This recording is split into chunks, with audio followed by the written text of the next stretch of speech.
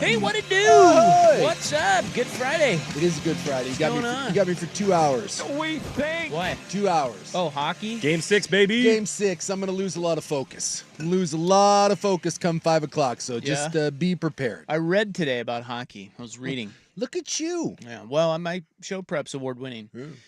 And in the story that I was reading, they claim that this is one of the more highly anticipated hockey games that we've had in a long time. Absolutely.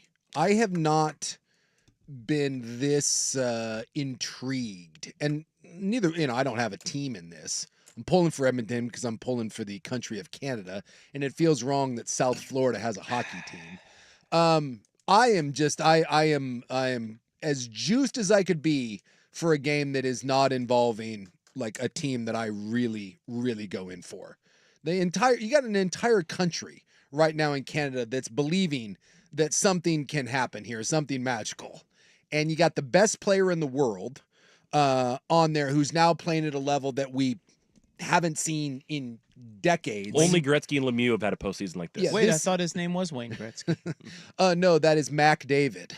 And he is defeating Bob Rofsky of the Florida Panthers, which to this day is still the best thing is I've heard in years about hockey is that Brandon Sprague, Blue Line Sprague, thought that the Panthers goalie was named Bob Rofsky. I can't unhear it now. I can't. I won't refer to him any other way other than Bob Rofsky. And so I'm just, and if they win this, and I think it'll only be the fifth team to ever even send it to a game 7, then you've got maybe the most anticipated hockey game again in maybe since the Messier guarantee in the 90s with the Rangers. I mean, this is big time stuff here. I'm going to place a bet on it. Let's go. Wait, it starts at 5? I had this idea too. I was thinking we should do like a first goal bet so that if something happens while we're on the show. Like you can bet on the first goal scorer. Okay. Well, I'll take Gretzky. Outside of Mac David, that old Mac, I'm not certain that Rob's got a First goal, it's like plus 700, plus 650 if he scores the first one. for Mac. For Mac. I think I might take Hyman or something. I don't know. Like he'll set someone up, but I mean that's. I was thinking Draisaitl with all the talk about how he's in this drought now. Yeah. Now, am I wrong? So I'm looking at the odds here on DraftKings. Yep. Because, Yeah, why not? a little wager might make it more fun. There you go. Am I wrong that Panthers minus 105 is the play? You're not wrong. I mean, look, there's a reason why It's they not a were up tough price to 3-0. pay. They're the better team. They've lost 2 in a row. They've lost 2 in a row, and you keep waiting for Florida to have a pushback. But anytime a team gets down 3-0 and they win one game, we're like, well, and then you win 2, and the way they've won them, you kind of forget there's a reason why Florida was up 3-0. So it's not a bad play. That's a coward's play. Get on board, man. We're all riding the Edmonton train. Whoa. I take umbrage. There is no such thing as a coward's play as long as it wins. That is 100% true. God damn it. It's a valid So, point. if that wins, then you call me whatever the hell you want. I'm counting my cash. cashing. That's right. Yeah, don't bet on Florida. Why do you want to bet on Florida? It's like Well, I want to bet they're- to win. Miami, really? Fort Lauderdale know and nothing. Miami hockey? Look, dude, come on. I know nothing. No. So chances are the bet is probably Edmonton. But for some reason, I'm thinking the value is on Florida just because The value is. they're the better team. They are. They've lost 2 in a row. Mhm. Yes, they're on the road, but now everybody's probably. See, I'm just going off of just like everybody's probably betting Edmonton. General sports logic tells you it's their time. Yeah. General sports logic. And, I don't want to hear. nothing wins more than general sports logic. Yeah, Joe trying Public to- just GSL. cashes in Hey, like this. I'm trying to add whimsy to my sports life right now, damn it. And I'm throwing some whimsy here that I want to believe that these Oilers, led by Mac David, can pull this thing off. And Oilers Kate, don't forget about her. Yes. Yes, she's, if you don't know, Oilers Kate is the reason why we're here. She flashes her great up tops. The Oilers end up here, and then she disappears, and the Oilers suck. She makes a reemergence, tells everyone to go F themselves, and now they're playing again? Look, if she's there tonight and goes up top, Oilers by 1,000,000. Tell you that right now. I'm told that there are a lot of other Kates in the crowd. Like, has this been corroborated that women in Edmonton all over the place are flashing their. I hope. It's quite possible now that other women want this sort of attention. Yeah, But I think that's that, what it is. Yeah, so some copycats certainly, but she was a one of one when this first happened. Like the only one in this playoffs to do. Well, that. but are we saying we need to see her, or are we just saying, hey, we just need we need a sec? Okay, here's the thing. She's like the Lucky Charms. I think we'd like to see hers again. I'm not going to poo-poo if anyone else wants to jump on. Well, hers were the comeback up tops. They were down 3-2 to Dallas, and then they came back and pulled themselves out of it. So. Yeah. Look, I'd like to see the originals, but at the same time, hey, I'm open to the idea that other ones can be lucky too. You don't turn something like that down. What's the old Bull Durham thing? You respect the streak. If you think something's happening and that's why you're winning, you keep it. You keep going with it. Respect the streak because they don't come along very often. And right now, Edmonton's rolling. Well, it's a big night in hockey. Yes. Big night on the ice. Someone's saying, are you betting Tampa versus Lightning? Is that? Well, that's what I did last year, remember? And I cashed both bets. Yes, you did. But, yeah, I think I'm going to, well, I mean, I don't know. Maybe I won't bet because the game's on while we're on. Yeah. And that'll just distract me. That just makes it more fun. And for I'm the show. already distracted, so. And it's a Friday. It's nice, Is it nice? You don't think it's nice outside? A little warm out there. Oh, you're going too warm. That's what we're nitpicking. Well, I don't know about too warm. Oh boy. Are we already there? I mean, Are you already? It's 88 and you're it's no good for you? 91. I got 88 on my phone. I got 91 on my car. Interesting. It's hot. A little too hot for the afternoon round of golf, huh? Well, I have to work. This is work right Inside air conditioning? I'm working right now. Yeah. I was out putting earlier though. Before the heat hit. See what I did for the heat today? I brought in my Yeah. green squirter. I see that. Someone on the Vancouver Ford text line. I saw your metal water bottle there, Yeah. and I decided to match with some Forever plastic chemicals of my own. Nice and hot. The green squirter. That is hot. Yeah, it is hot. Feel pretty good. That way, I'm staying nice and cool. I'm refreshed. My Gatorade bottle. Well, we don't have Joey Harrington today. No, he's down at Bandon, which I'm guessing it's not 91 down at Bandon. He is ducking us. Does it get that Yeah, I hot don't down know. there? Look up Bandon. 65. Weather. Oh yeah. No, I bet it's Oh, colder. I thought you were looking. I thought you already had. Oh yeah. No, Yeah. I bet it's colder. I bet it's 55 degrees. I got 59. Okay. I got 59 with Is it sunny out there? sunny, partial clouds. I got 59 with a 12-mile-an-hour wind, 81% humidity, Dude, but that's no not bad. rain in the forecast. That's not bad at all because only 12-mile-an-hour winds. They're probably having a nice little day out there. Yeah, nothing wrong with 59 and some golf. No, dude, I'll tell that's you what, perfect. Might be a controversial statement. I'll take 59 on the golf course over 88. Absolutely. Right? Definitely. Absolutely. Definitely. I mean, in any other activity, basically, I'm taking 88. I like the heat. But if I'm golfing, I'll take 59. At 59, I got options. I can go pants. I can go shorts. I can go light long sleeve. I can put on just a short sleeve top, maybe a nice golf vest. I got choices. 88. 88, you're tough. And you're at throwing 88, the towel over your head. Yep. With the ice. 88, I got a second polo in my bag for the turn. Yeah. and look, let's be honest. Maybe we got some baby powder. we got swamp Something ass. like that. Oh, yeah. Yeah, there's definitely some swamp ass at 88. The one thing I like about 88, though, is as I approach the age of 40, I stay looser throughout 18 holes. That's you do. for sure. Tiger said that. Yeah. Have you heard Tiger talk about Oh, that? yeah. When his his 'Cause glutes were you and- locking up and all that. Yeah. Got to activate you the gotta glutes. Activate the glutes. There it Look, is. At his age and his injury history, I don't think he's activating anything. That dude is a walking tin man at this point. I feel like anytime I feel like my body is broken, I just watch Tiger walk and I'm like, yep, I'm doing just fine. Feeling good. Feeling good. Well, it's a big show nonetheless. Joey will be missed, but we press on. We have fun with Friday audio. I think a lot of people have been playing the Reggie Jackson audio, but we'll play that for you. I'll tell you what, that was one of the more powerful things that I've heard. It was. And I thought right there on the air, 2 N-bombs. Yeah. I mean, and they bleeped the third, which I thought Yeah, was, I don't think they were ready for that. I think Yeah. they didn't. Yeah, exactly. They didn't know it was coming. They didn't have Yeah. that at the ready because Yeah, they didn't think they were going to have to use it. the first one, Like me and the the dump first one shocked them. The second one, they're like, "Holy crap, he did it again!" And then they were ready. They were finally ready for the third one. But I just thought that was some of the best audio, and for everyone to be smart enough to lay out and just let him go. I thought that was one of the more powerful things and touching things that I've seen in a long time. Well, some of you may be listening to our show not knowing what the hell we're talking about. Yeah. Well, guess what? You're going to hear it. Yeah, we'll tell you. Also, Kobe Bryant hated JJ Redick. This, as much as the Reggie Jackson thing was powerful, the best thing I've heard in months is Carmelo Anthony telling the Kobe Bryant JJ Redick story. So you can hear that too. I love when things like this go down. Something tells me Kobe Bryant hated a lot of people. Yes. You know? Yeah. And I appreciate because it was a Team USA tryout. Yes. And so Kobe was making a point. Yeah, that's very Jordan of Kobe. And anyone that's ever played high level and like myself has and yourself. Yeah, has made that point and has been made the example of. Well, Jordan did it to Kobe. Yes. Right? Yes.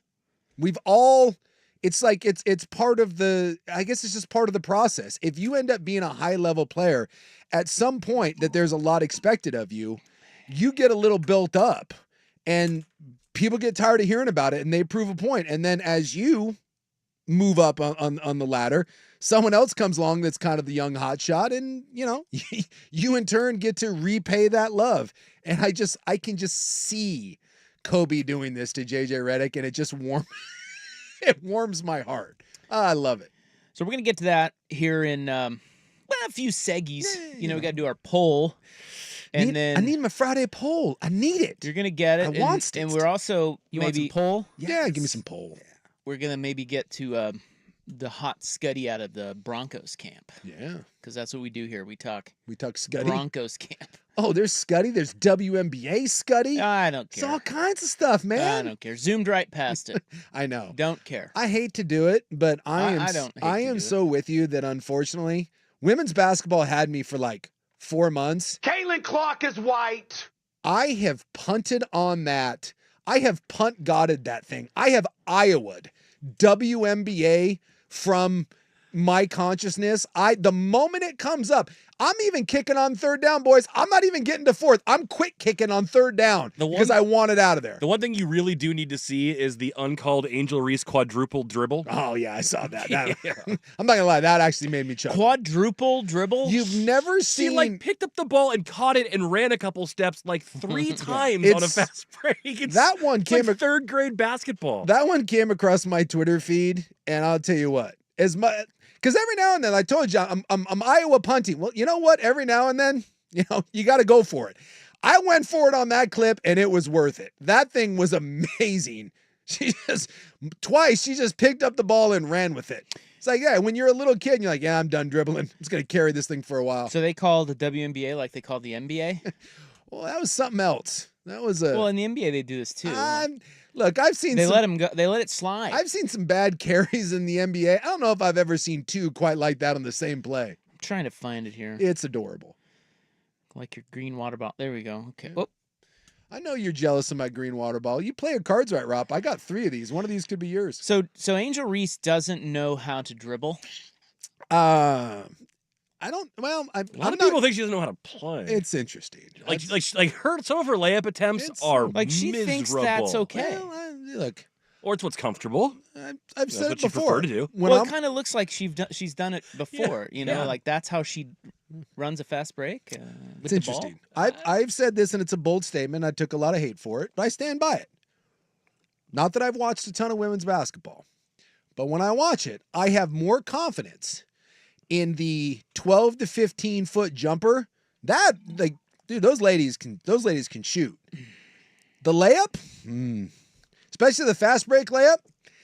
Yeah, I kind of want to see you pull up from about 8 feet on that, because the layup attempt, it can be interesting. Lot of 8th grade basketball energy on some of the layup attempts. As a man who has whiffed a lot of layups. Oh yeah, I got that in me. I got that part of my game. I've definitely got that in me. Right? But you've also not been a top 10 pick in the highest level professional league that you could play. I'm just saying, it's very relatable when you find yourself on a break down at the local Y, and all of a sudden you miscalculate your steps and you realize you're a little too close to the rim. That's the worst. Or maybe you started a little too soon and you realize that as you're elevating, there really is an elevation, and now you're too far from the I'm going to rim. be jumping from the middle of the key, and I'm not getting there. It's tough. We've all been there. That'd be funny to see Buckley launch from the free throw line with his hand up like Jordan and then get like a quarter of the way there. Not gonna lie, I've been there. I will say there are a lot of indicators when you're not very good at basketball.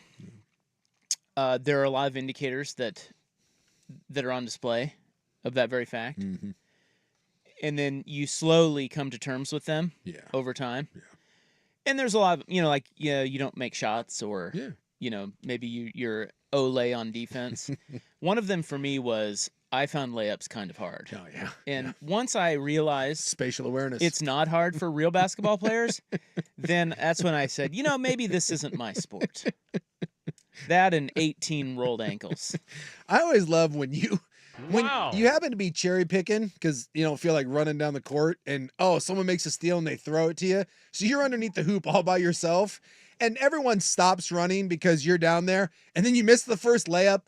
And so, like, someone starts running, and you're like, get your own rebound. And then you miss the second one. You're like, oh, hell. And now everyone's running at you. And you have the thought that this will be fine as long as I make the third one. But now that's in your head, and you don't make that one either. And you look up, and you can hear the squeaky footsteps of old men running at you. And one thundering herd. And one athletic guy, just a freight train from hell coming towards you. And I'll tell you right now, there is zero chance you're making that third layup. No. You miss the first two, it's a guaranteed miss third. And then the shame of having to back down the court. Woo! Been there, done that. Yeah. What can make a person look less athletic, basketball or baseball? Because, like, J.J. McCarthy had issues throwing out the first pitch the other night. He's a freaking quarterback. But I'm not certain which is worse. Less athletic is basketball. Like someone having to shoot a free throw versus throw out the first pitch? Look no further than Darren Ravel playing basketball. Did you ever see that? Have we seen him throw out a first pitch? I don't know, man. We saw him. He was in like the Hawks uniform. He did a whole combine at one point in time. Did you watch that guy run the 40? Yeah, he's very unathletic. Yeah. But I just think it's basketball because I just think more athleticism is on display more of the time. Yeah. Whereas baseball, you're gonna look silly, but I mean, give me one thing you can do in basketball to hide your lack of athleticism. You can't. Play defense. Don't touch the ball. It's all because but not even that. It's all on display because he was trying to play defense. Yeah, he was trying to play defense, and he looked like a little 4-year-old out there. I'm with you. There may not be anything that makes you look less athletic than attempting to play basketball. Hockey doesn't count because if you can't skate, then it's off. The only thing I would say that could be the equivalent of basketball. You ever seen someone try to play tennis that can't play tennis? I mean, that's rough. That's really, really bad. Because you can't. I think the barrier for entry on tennis is high because the court is huge and most people aren't that athletic to cover it. And then people who are just starting out don't have the coordination, the timing. Like it's tough to. But yeah, basketball. Sports are hard. Basketball's number one. Yes, that is a segment. Well, a partial segment on layups are hard. Yeah, we've learned that from your local sports guy. Harder than you think. Harder than you think. Never got it down. Tried a couple different ways and. The worst is when you figure it out with your dominant hand, and then the coach is like, everyone's doing the right hand from the right side and the left hand from the left side. And you're like, the hell with that. Damn it. I don't want to do it that way. Yeah. Oh, I don't go lefty. No. That left hand's not involved. You play basketball against me, just force me to go left. That's an automatic turnover. I will say, though, if you saw my shooting percentage, you'd be like, wow, 60%, that's great. Until I tell you they're all layups. Doesn't look quite as good. When you're watching, like, the Blazers and they do that, like, halftime contest, and you see the poor bastard that has to come out and make a layup, a free throw, a three, and then the half court, and you just can tell when they walk the person out there, you're like, oh, boy, this is... Yeah, they won't get past the free throw line. This is not going to go well. Well, we've got our poll question next, and then we've also, in our next seggy, we've got a treat for you guys playing in our golf tournament. Yeah. So we'll get to that next. Thanks for being with us on a Friday. It's Isaac and Suk on The Fan. The afternoon round of the 10th Annual Fan Golf Classic at Langdon Farms on Thursday, July 11th. Presented by Autotown GMC and brought to you by Michelob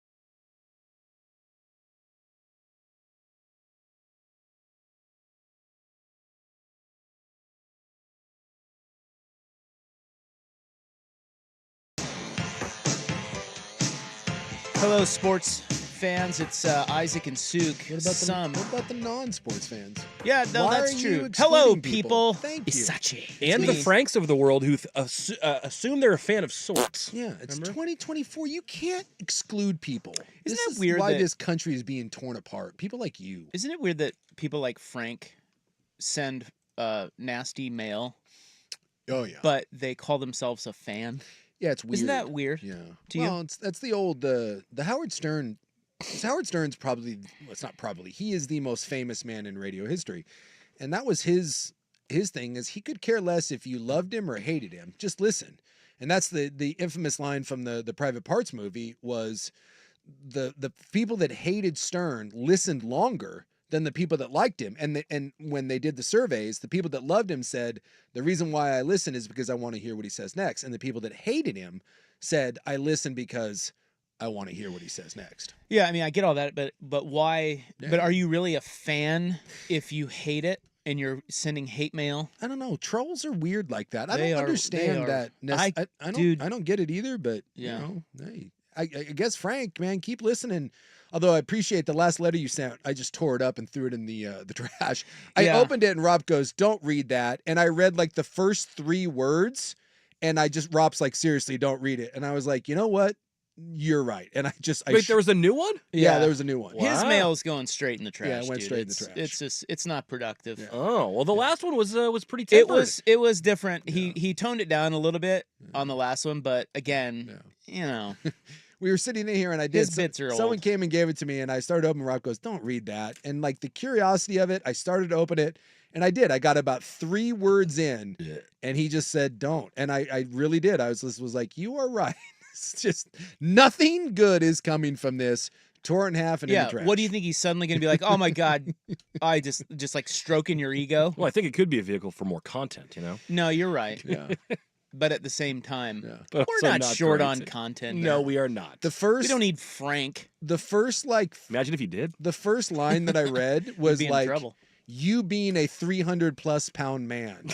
And I was like, oh boy, that was the first thing I read. And I was No. like, Oh no. I was like, what? And that's why I folded it up and was like, yeah, we're good. Fire away, big boy. So our golf tournament, the Fan Golf Classic, Yeah, we got updates. presented by Autotown GMC. It's the 10th annual.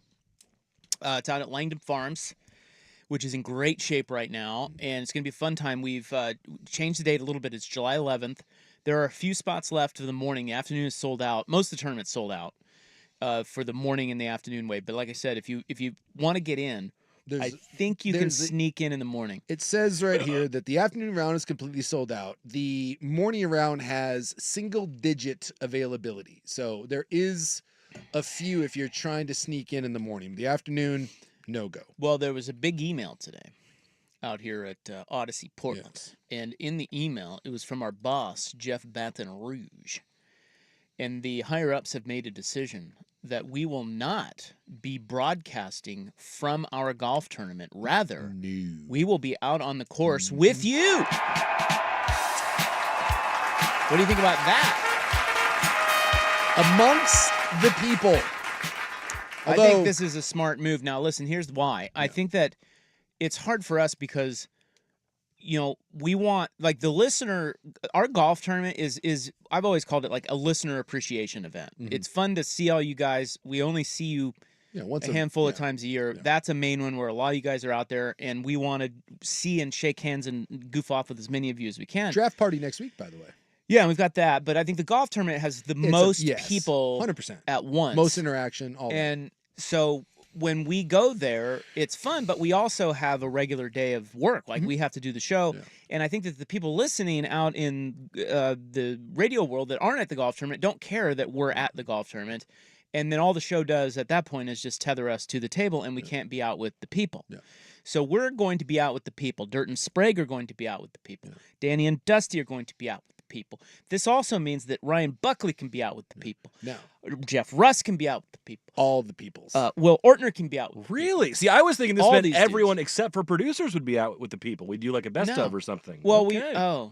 I guess you I can't. think Never you may mind. have spoke too soon. Yeah, best of. Hey, you know what? You spoke it into existence. All the producers are off for the golf tournament. Well, it'd be kind of cool to have you out there. We It'd might, be maybe fun. we'll run national programming. Yeah. We'll lobby for you. Yeah. All right. Now, I will say that the last time we were allowed out at the golf tournament, Buckley could show you his balls. his balls, yeah, his grundle. Things might get wild. The last time we were allowed to participate in the tournament without doing the show, someone did take their shirt off and fall down or lay down on the ground and take a nap on number, I believe that's number 10, the tee box.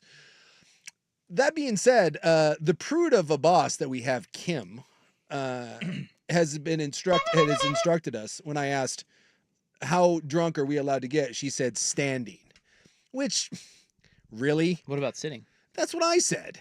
And then I followed that up with and the drug policy said alcohol only.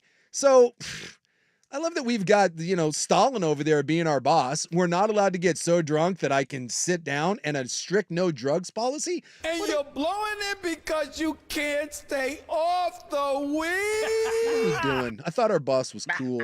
Turns out not so much. Well, it's going to be a fun time. It's going to be a great time. July 11th. That's a Thursday. And for those of you playing, we're going to try. Now listen, I'm not going to be there at 7 in the morning. You all can F off. But once I get out there and Suit gets out there, I'm going to try to get to everyone. Yes. I want to get around to all the holes. Yes. Now, I've always thought that we should have a mobile show going. Yeah. Like, That would be cool. in my head, we have a golf cart. You and I are in it, and we are broadcasting to the listeners. The Al Franken mobile uplink Yeah. station. Yeah. I want to like, see you guys with the David Faraday headsets out there, Right, like the right. big old, like I mean, wouldn't that be fun? radar things? It would be one day a year. We'd have a very different show where Mm-hmm. we're just making fun of golfers and hooting and hollering and drinking and having a good time. It would be a fun show, but to this day, they cannot figure out how to make that happen. No. It's So- beyond our Yeah, technology you would means. think we could do that, but we can't, or perhaps it's just that we don't. And so the next best thing is we're just going to This. get in a golf cart. Yeah. We're going to have some cocktails, and we're going to go out there, and we'll See- probably have our clubs with us. We're gonna see, we'll hit some shots. We're gonna see as many of you as we possibly can. Share Yeah. some beverages, share some laughs, some good times. It's gonna be great. I'm excited. This is gonna be a lot of fun. So that's Thursday, July 11th. And if you want to play, a few spots left in the morning. You can sign up at 1080thefan.com. Okay, poll question today. AAA Heating and Cooling Family Business, helping families for over 60 years. AAAIAQ.com. This is on X at 1080thefan. Yesterday we asked you, with the passing of Willie Mays, who is the greatest living baseball player? Well, I got some heat. I responded to this last night on Twitter, and boy, a lot of Griffey stands out there that Yeah. are very, very angry. You said Bonds. Well, I said Bonds, and then they got all pissy because of the roids thing, and I said that's fine. Pujols is still better, even if we're gonna take out the roids. And that, boy, you want to piss. And by the way, let me state for the record, I love Ken Griffey Jr., one of my favorite players Close of all personal time. friend of yours. Close personal friend. But you really can't make much of an objective argument that he had a better career than Pujols. He might have if he stayed healthy, but he didn't. He didn't. And don't tell that to Griffey fan. Boy, there was some heat coming my way last night on the social media. It was like, yikes, That's what people. social media is for. Well, I was like, dude, it's just Hot takes. it's just baseball, man. Lighten up. Lighten up. So Love Griffey. the winner of that poll was Ken Griffey Jr. at Yeah. 53%. Which is interesting because Pujols has better stats than him at every turn. But Barry Bonds, 32%. that's a whole other animal. See, to me, it's Bonds. It's not but, even close. But It's know, Bonds in a landslide, but people, the that's roids the thing. fun thing about sports is we can Yeah. all have opinions and yell at each other, Yeah. and then perhaps And shoot each other. well, no, or running you over with a car, Yankees, Red Sox. The thing that Griffey has that I'll give him, and although I think the Pujols steroid thing is ridiculous because he was never implicated by anybody other than Jack Clark making a flippant comment about it and got fired for it. But the one thing that Jeter and Griffey both have is playing in that era, there is no speculation whatsoever on those guys. And that's a nice thing to hang your hat on. There shouldn't be any on Pujols, but because of his size, people naturally point to him, whereas Griffey doesn't get that. So let's see. Griffey Jr. 53%, Barry Bonds 32%, Shohei Ohtani 11%, Albert Pujols 4%. See, isn't that fascinating? That Albert Pujols is what we looked at, 4th all-time in home runs, 2nd all-times in RBI, like the best 10-year start to any baseball career ever, played 22 years, won 2 Gold Gloves, 3 MVPs, 2 World Series with the Cards, right? But he's bald though. What are we doing? Let me ask you this fun poll question: is Albert Pujols the most underrated player in sports history? I do think that. Well, I don't know about in sports history, but I do think that there are, for whatever reason, in every era, in every sport, there are great players who are often just overlooked. Maybe because they didn't win as many championships, or they were from another country, or whatever it is. I mean, I've always thought that the NBA is the best example of this because it's a star-driven league. Yeah. I've always thought that Dwayne Wade is That's a good one. That's a good one. that dude.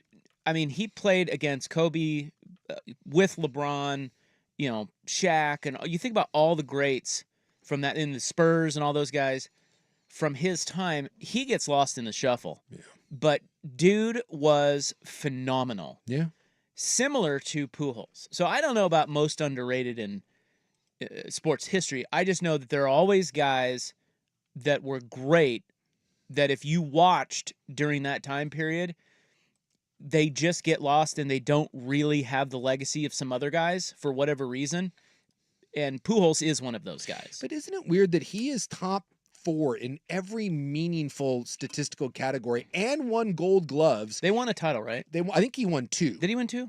I know he won at least 1, and I think he won 2. Although he left, and they did end up winning another one after he left, so he may just have the one. But he won a World Series at least. He won 3 MVP, like 2 times, 2006 Yeah. and 2011. So I'm just asking with Pujols, 4th all time, 2nd in RBI, 4th in home runs, 3 MVP, like the Gold Gloves. What hole? Like you mentioned, like all the not enough championships, not of this. What do He's not American. Is that what that is? That what I that think is? I think it's a complicated thing, but I think one, it's not. He's not American. He was not very. He just wasn't out there in the media. Yeah, Not dynamic in the media. No. he could be viewed as kind of surly. Yeah, and I think that when he left the Cardinals and went to the Angels, the Angels. He held him out for all that money, and the Cardinals Dude. I can't do it. Well, I thought the Cardinals made a smart decision, even though it was a tough one for them because of just the money at that time. Yeah. But his career from that point was kind of lost. Like they never did anything there. Yeah. And he didn't do as well there as he did in St. Louis, even though he had good years, but he did, but not as well as in No, St. Louis. He just wasn't as big of a factor there. So I think it's those are the 2 things off the top of my head that I would say maybe hurt him. 3 things. yeah. So I don't know. Again, it is a fascinating thing. Like, for example, Dwayne Wade is a 3-time NBA champion. Yeah. And I don't know that he ever won an MVP, but he won a Finals MVP. So, I mean, Pujols won twice, won 3 MVPs. Dwayne Wade, 3-time champion, Finals MVP. And, I mean, if you were asked to rank the top 5 players of each of their eras, I don't think either of them get ranked by many people. And it's just silly. It's crazy. Just silly. And, you could probably make the argument to maybe take them in different directions. You could probably make the argument that maybe Dwayne Wade isn't a top 5 player of his era. Yeah, maybe. I don't know that you could make that case for Pujols. I don't think you can make the argument that Pujols isn't a top 5 player of all time. I mean, the numbers don't lie. Yeah. Isn't that the whole point of baseball? Is it's numbers driven, right? Like that's what we love our stats. He has them better than just about anyone not named Bonds. I mean, he only got 4% of the vote. Right? Bitch. Yeah. So shove it. Yeah. Cram it. Roll it up real tight, Albert, and cram it. All right, so that was yesterday's poll question. We'll get to today's poll question next, and then we're going to have fun with Friday Sports Audio. Here's Buck. Now,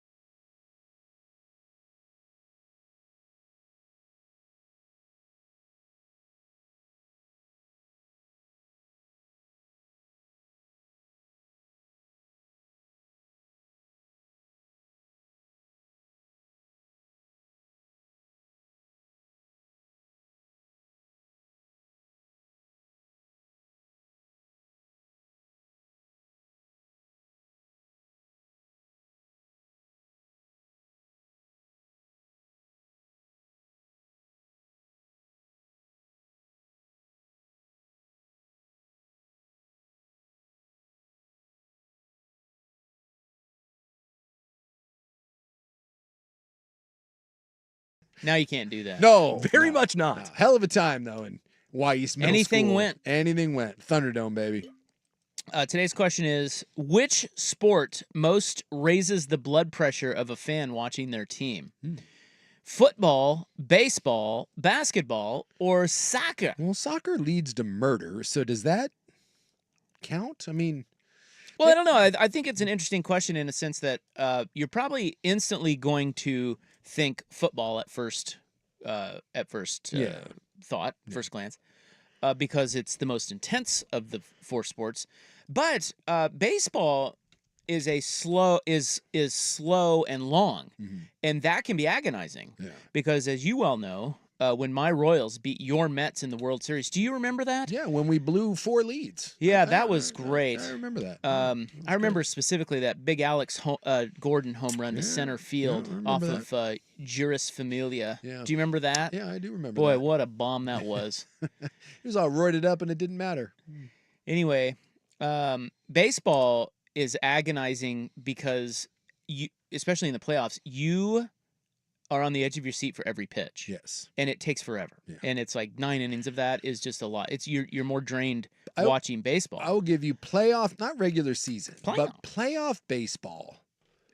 That might be the winner of Playoff this. baseball might be it. Now, soccer's interesting because you don't really get a lot of scoring. No. So it's very it seems to be always tense because there's just a lot of running around and diving and I can only go for me. I'm just saying for me.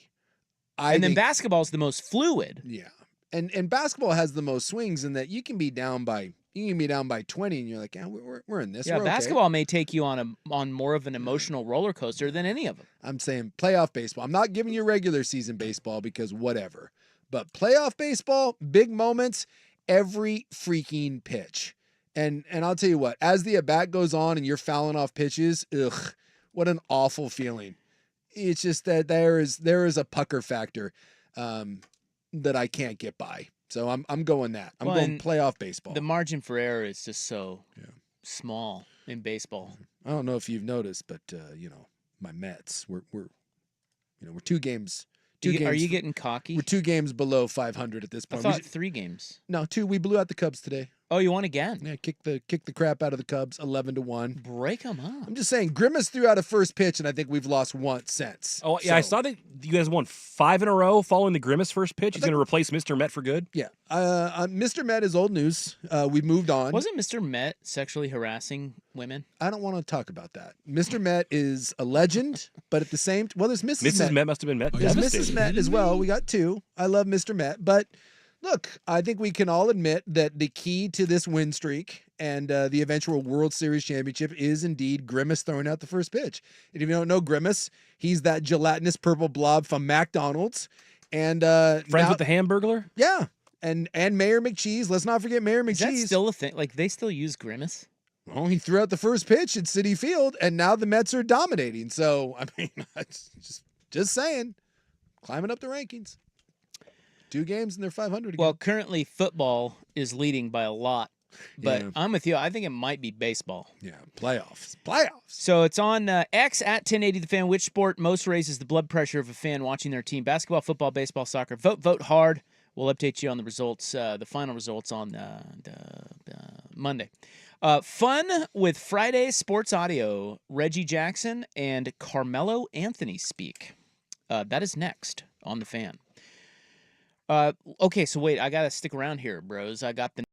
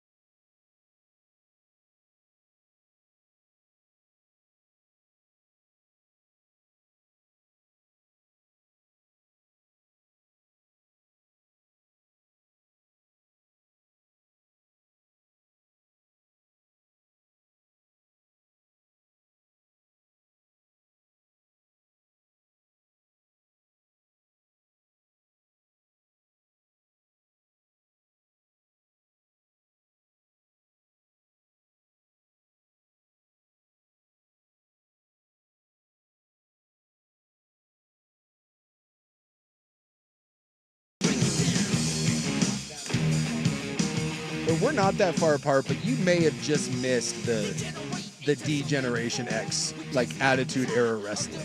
That was the last time I paid any attention to wrestling. So this is a wrestling song? Yeah, this was like This was the whole crew that was whole doing the crew. suck it thing. They had the suck it thing, and ladies were flashing their up tops. And when you watch some of those videos, dude, it was creepy. They were having like the skits that they would perform on the wrestling shows. Yeah. It was like they brought a bed out to the ring once and had like a gal get naked underneath it, like in a wrestling ring. There was another one where they were basically like insinuating rape was occurring. It was just, God. it was wild. Well, Vince they had that guy- McMahon went off the rails. They had that guy, the Godfather, and he would come out to the ring with his 30 hoes. Pimps and hoes, Yeah. man. And he would like offer other wrestlers his hose. But it's fake. It's fake. It's fake. It's fake. And then you had the one announcer who called Up Tops puppies, and he was Yeah. always yelling about He'd them. be like, oh, puppies! And girls would have matches where they'd be in evening gowns, and the whole point was to rip it off so they were in their bra and panties. It was called the bra and panties Quite the match. era of misogyny. Yeah, and you wonder why Vince McMahon was like, is now canceled because, well, Vince McMahon. Okay, well, I'm glad I missed all of it. I know the crotch chop that you're speaking of, the Yeah. X or whatever they call it, but When I got to college my freshman year and they came around to like the, I don't know, whatever arena there, the E Center in Salt Lake, we knew some people, like one of our trainers, so we got to go up and like hang out like backstage with a bunch of those guys. Dude, it was something else, man. It was like I guess it was like the rock days, like back in the 80s. Like anything went. Well, what about the more wholesome times? Yeah, that was Like from my youth where, like just like basic bits, like Coke and a steroids. python There you go. strangling you. Yeah, Jake the Snake, like having that snake bite the Macho Man or whatever. Yeah. Sergeant Slaughter. Yeah, and that was dropping the big flying elbow. That was always great because there was always like whatever conflict we had going on. So we were fighting Russian, then there was like the dirty Russian, and then we fought Iraq, and so then there was some dude that was really racist from the Middle East. Well, and, that was the Iron Sheik. yeah, we had all that. It He's was- great. And then like then the guy would come down with like the American flag and beat him with a 2x4. Yeah, did they still do that? Like, did they have I like don't know, the Taliban guy out there, the wrestler, the villain, Dude, I have not watched wrestling in 20 years, but perhaps the Russian? I'm guessing that they've evolved beyond that, but I don't know. Yeah, I don't. Not a safe guess. I just remember watching like the Ultimate Warrior and thinking, even at my age, how much blow is running through that guy's That run to the veins? ring every night, man. Those guys were great. And then like they all Oh wait, no, that's different. they all died of a massive heart attack at like 48. You're like, oh So the Ultimate Warrior was one guy. yeah, he was one guy. What was the tag team duo that was the Warrior? The Road Warriors. Road Warriors. They're both also dead. I loved those guys. Yeah, They were awesome. Yeah, the Legion of Doom. The Hawk and Animal. Hawk and Animal. Yeah, and they had the big shoulder pads. Dude, they were badass. And again, Who was was Dead. badder? Ultimate Warrior or the Road Warriors? Road Warriors. Ultimate Warrior was kind of a tool. Was he? Have you ever like? Do you remember Ricky Steamboat? Oh yeah, the The dragon. Asian guy? Look up the Ultimate Warrior became like a motivational speaker like after he was done and like wrote like books and comics. Oh my gosh. Dude went off the rails. Changed his name legally to Warrior and really kind of bought into the character, and it is the most racist, homophobic, Ooh. evil, ignorant. It is unbelievable. And he put this stuff out there. They had to like disavow him for like 15 years because the dude just went postal. And then he calmed down and got off the drugs, thinking like they welcomed him back, and then he just died. It's like put him in the Hall of Fame, and then he just keeled over and was like, "I'm done." Love that you're laughing about that. Well, I mean, when you hear the stuff that he said, and then like, because people like him, they're like, "Oh yeah, I love the Ultimate Warrior." I'm like, "Do you?" Like, you should look into what the old Ultimate Warrior was talking about. You may not love him as much. All right, well, let's get back on track. Okay. please. Friday fun, fantastic audio. Let's go. I was looking for an F Yeah, word. couldn't quite. I get it. Kobe Bryant hated JJ Redick. You'll hear the story from the lips and mouth of Carmelo Anthony. And Reggie Jackson, he was on the set of what's the name of that stadium they were playing last night? Rickwood. yeah. Rickwood Field? Yeah. down in Birmingham, where Reggie played as a minor leaguer. Right. And they brought him on set, and boy, did he tell a tale or two. Yep.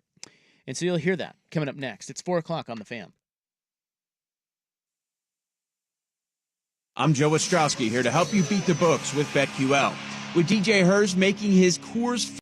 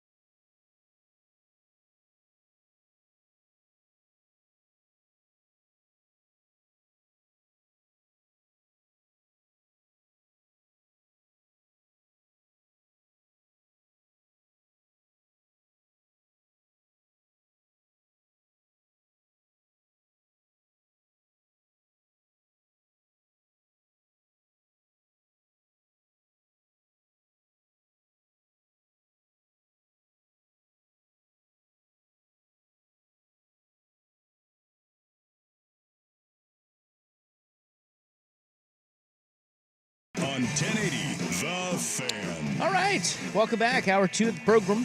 Friday, no Joey Harrington tonight. He's out at Bandon doing his battle at Bandon. But that's okay. We don't need his ass. Nah, we've moved on.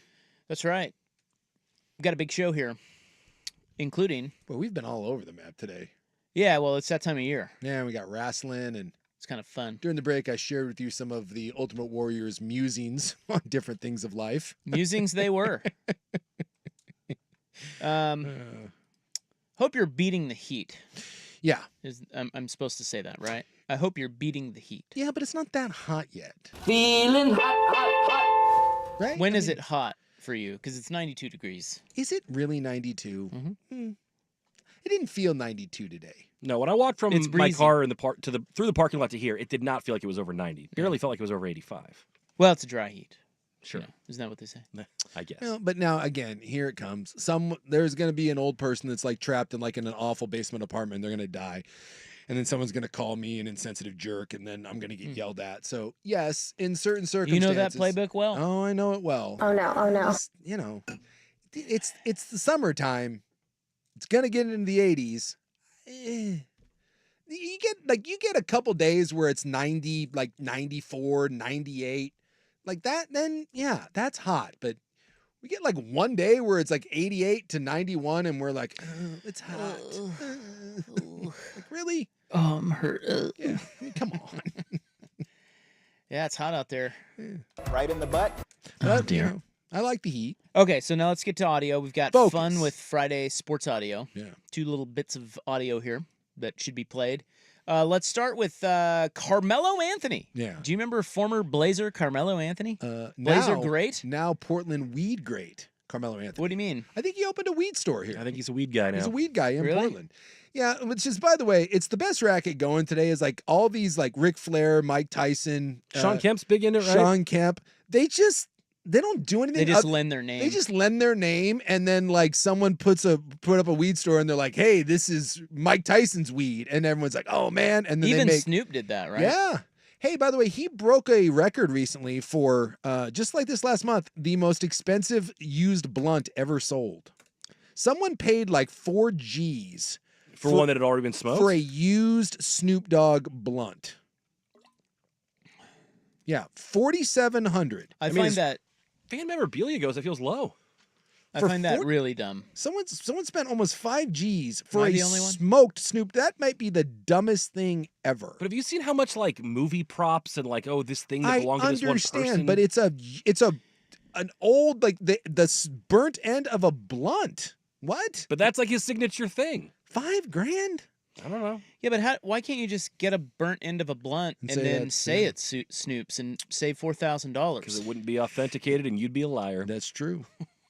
Yeah, the collectibles are having a hot week. Brady's pants from his last Super Bowl, just the pants, which, by the way, of the football memorabilia, that's got to be the worst thing. What, are you going to frame those pants? It's a pair of bad knee pants. What? Yeah. Those sold look for a great on couple. I those. think they went for $300,000. What? Yeah, went for See, give me the $300,000. blunt for $4K. Gretzky Stanley Cup stick just sold, I think, 2 days ago for mid threes. How many Stanley Cups did he win? He won 4. He won 4 cups, and the Oilers won. They won 1 after he left. They actually won 5, but he won 4. Got to 1 with the Kings, but they lost. You're giving it the 4. I expected a higher number. Really? All right. Maybe he'll win tonight though. Get him over the hump. Get him to Game 7. Get him Game Get 7. that 5th one. Yeah, I think that's evidence that some people have far too much money. Agreed. Now, okay. So Carmelo Anthony was on some podcast. I don't know. Yeah, he was on a podcast and he was telling a story because J.J. Redick obviously is in the news because he's the new Lakers coach. Correct. And he had an amazing story about when Kobe and Carmelo were on the Olympic team and Coach K was the coach. So they brought in a bunch of collegiate guys to play, and these are legendary scrimmages, right? I guess Kyrie Irving, when he was there, gave some of the pros the business. He was people were like, oh crap. And I guess Coach K was talking about all these college kids, and he wouldn't shut up about one in particular that was Yeah. going to come in and show these guys a thing or two. Shockingly, it's the white kid. It was J.J. Redick. J.J. Redick and Cole. in Team USA. Remember Cole couldn't stand J.J. Redick.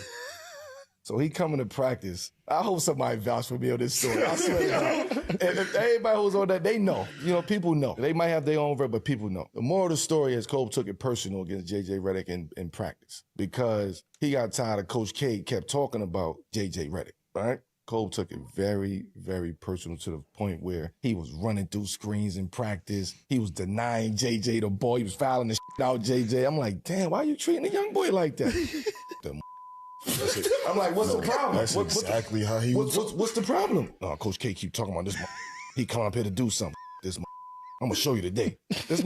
Let JJ Redick score in practice.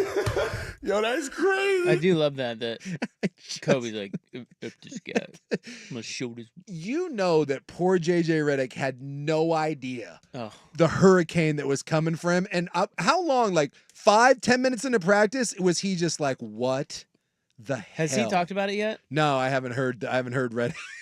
It's like it's gonna be a long. Well, he day. is a podcaster.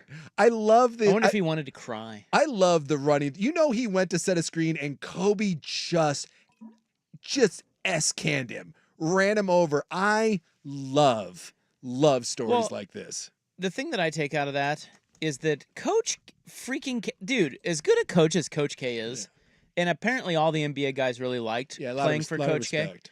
But his bit was to bring in J.J. Redick to model after? Maybe you're targeting Kobe Bryant? Maybe he just wanted to tick Kobe off. It worked. Yeah, you're right. Maybe that's the genius of... Either that or do you think he just had enough of Redick and he was like, watch this, JJ. You're about to get your ass whooped. I'm guessing Coach K loved Redick. Hence, he bringing him in to show the pros what's up. I love stories like this because, like I said, I've been on both ends of these sorts of things. I have been JJ Redick and I have been Kobe Bryant. And I'll tell you what, it's a lot more fun to be to be Kobe Bryant. Because when you're the JJ Redick, there's nothing you can do. In fact, it's almost worse if you try to go back at him. Like if you just kind of have to pretend nothing's happening. Yeah, you're just playing. You just have to ignore it and just take every one of those beatings and just silently get up and just keep moving along because there's nothing you can do. I had it happen to me at BYU.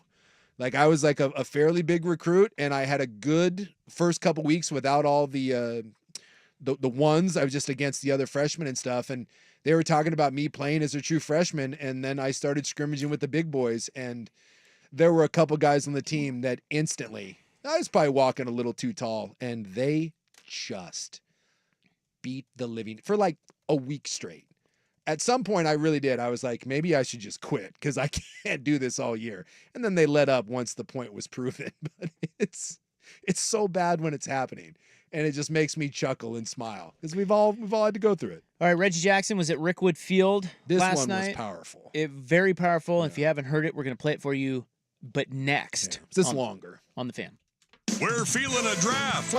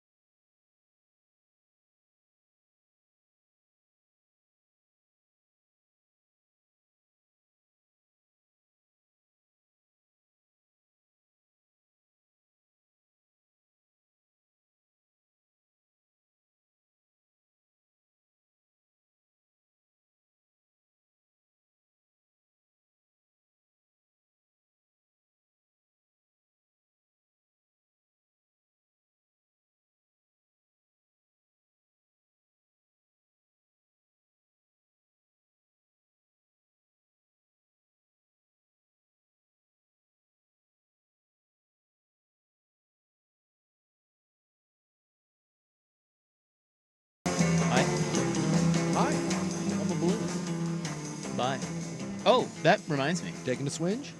Yeah, we got to tease that. Yeah. I don't think it's up there yet, but I think it'll be up there on Monday. It's a coming. Hi, I'm a balloon. Bye. If you guys don't know, a couple months ago, Mike Lynch, our old producer, was diagnosed with ALS. Mm-hmm. And so you can go on his Twitter. It's on my Twitter. I think it's on all of our Twitters. The GoFundMe to raise money Or to just help go to him. go to GoFundMe and search Mike Lynch. But what we've done now is here at the station, well, not you and I, but the station has put together, because we already have the Isaac and Suk drop shirts. Yeah, if you go to 1080tothefan.com and you go to the merch locker, we got a couple T-shirts up there from our drops, and then just a generic 1080 to the fan shirt. Yeah, so we've added shirts that they're going to be up there Monday. Dirt and Sprague and Danny and Dusty have their shirts rolling out. Yep. And a Mike Lynch taking a swinge for ALS. That's right. Shirt that you can buy, and all the money that we get from that shirt goes to him. Yeah. And by the way, it was really cool when he launched that GoFundMe. I think it was his significant other. They set out to raise $15,000, and they ended up raising almost 50 G's. So it's awesome support. Mike was and still is obviously a great guy and a great friend, and so we're gonna hopefully sell some swing shirts to help support him, and all the money is going to go directly right into Mike's pocket. So look for that in the fan merch locker next week, Monday. Yeah, and all of those. Yeah, Sprague, Dirt, Dusty, all those guys. Everyone's getting a shirt. You get a shirt. I get a shirt. It's like Oprah. Well, out Buckley's there. not getting a shirt. No. Sorry, Buckley. No. Buckley gets crapped on around. Maybe here. we can get you a Grundle shirt. What? Grundle Thumper. Yeah, we can get the old. the OG Grundle Thumper. The OG Grundle Thumper. That's what I want. Yeah.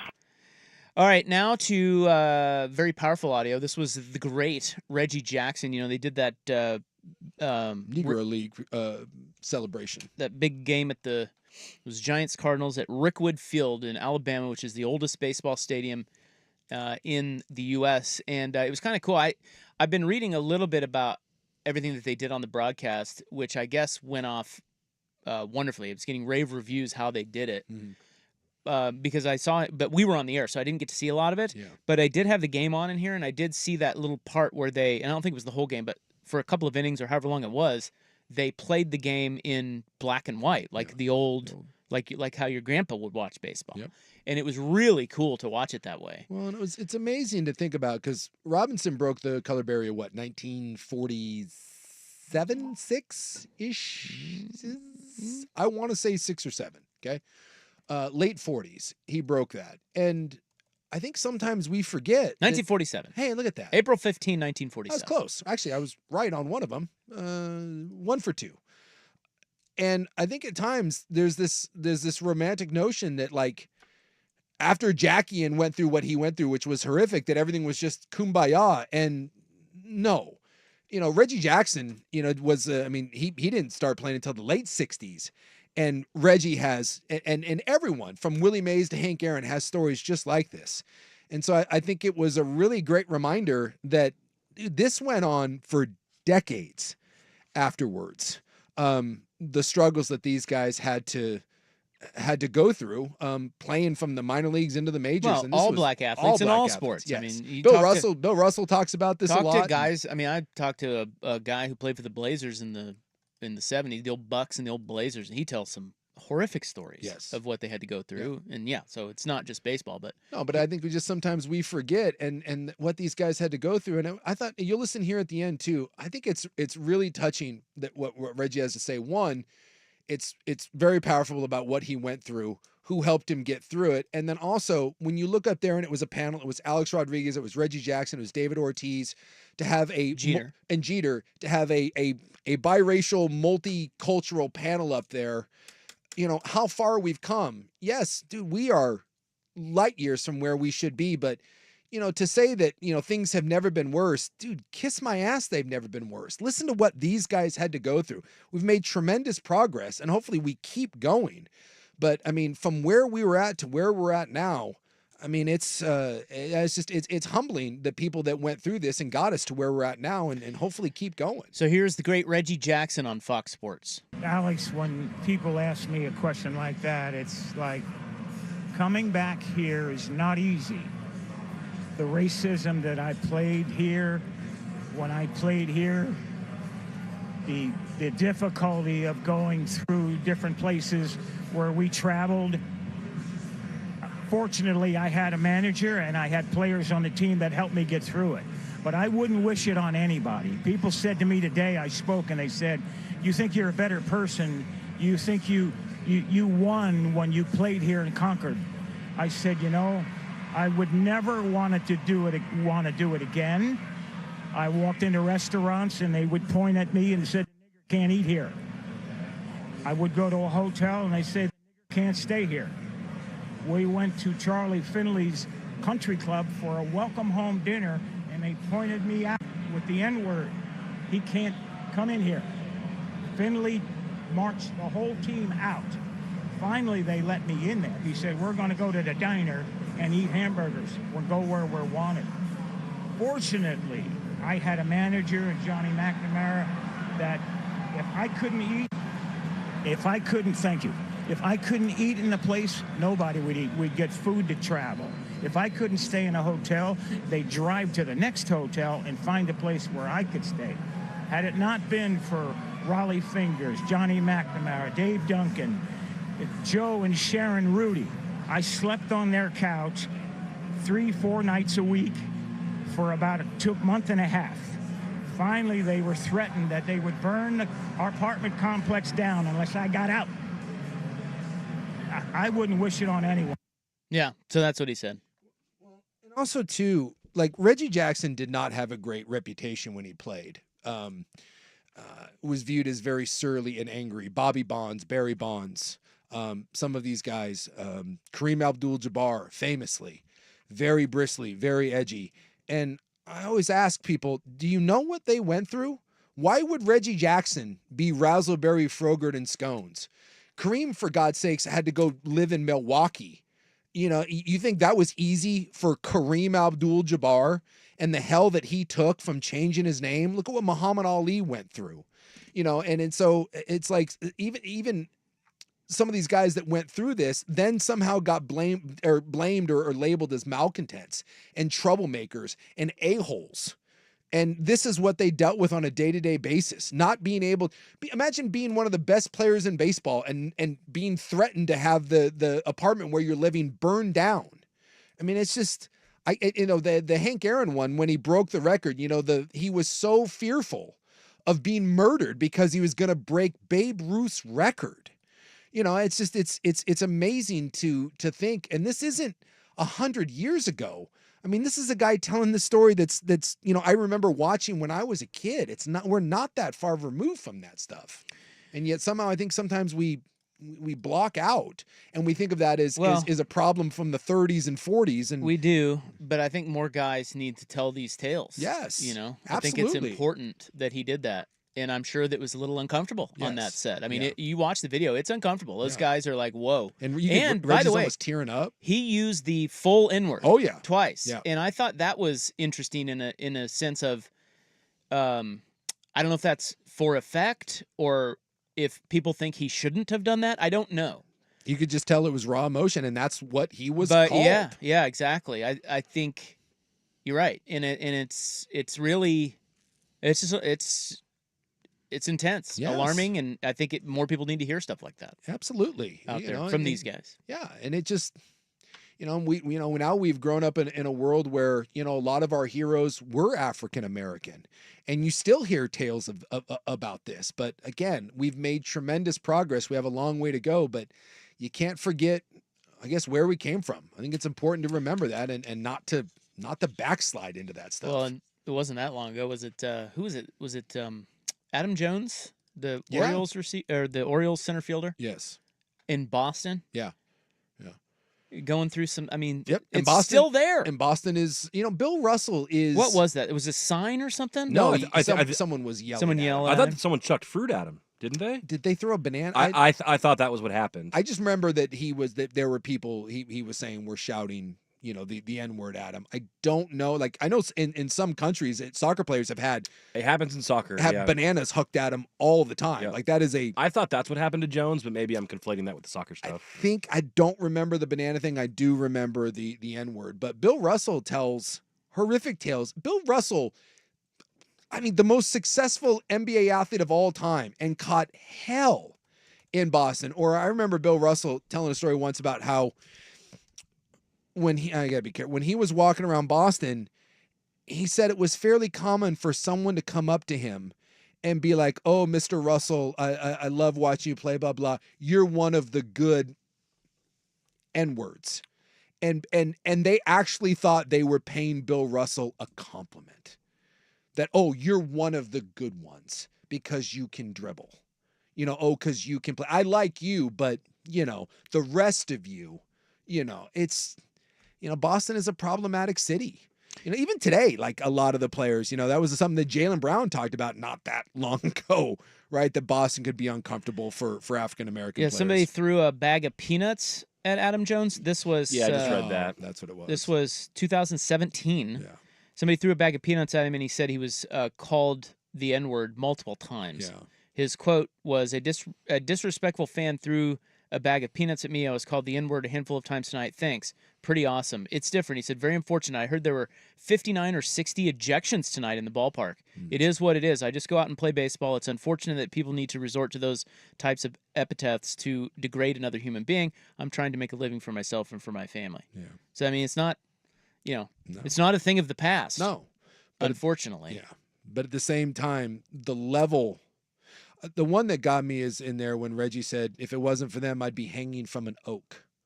And again, it's amazing that we can see photos from the 1950s and 1960s in the South, in Alabama, of people having block parties. And you see it, and people are like having outdoor barbecues, and in the background of those photos will be two African Americans hanging from trees. So when he says that stuff, that's not hyperbole. That's not, Russell Westbrook being called boy, which is horrific in its own right, but you can hear the anger and the fear that really was there from those athletes that had to play in the South down there. And Bear Bryant integrated Alabama football in like 1970, 1971, the first time that we had a black player for Alabama. I mean, my goodness, it's such a sad and complicated and ugly history. And you're right. We don't like to talk about it because it's a stain. But when we don't talk about it and we ignore it, it does a disservice to those guys that went through that stuff. All right, moving on to in the news. Just like that, Jason, there's a lawsuit. Mm-hmm. Yep. Always is. Yes, there is, and we knew this was coming. And would you like a 2-hole golf course as your backyard? Is that something that would interest you? Can I move into that? Who's that house on Langdon? What is that on? Like 11? What is that? Yeah, that's Hilliers. Yeah, what hole is that on? That's on 7. Can I just... Do you want that house? Yeah. I'll take the pool house or Nice the pool. little garage. Yeah, I like it over there. Yeah, he's got a lot of toys in that Yeah, garage. I like that. I'll take that. Okay. Yeah, All right. I'll take that. All right. Yeah. Then in that instance, there's an 18-hole I just need 2. backyard. I'll just take 2. Just the right Just there. 7 and Yeah, I'll take 7 and 8. We're good. Yeah, that's all I need. So we'll get to ITN next, but first, Buckhead Sports Center. Now,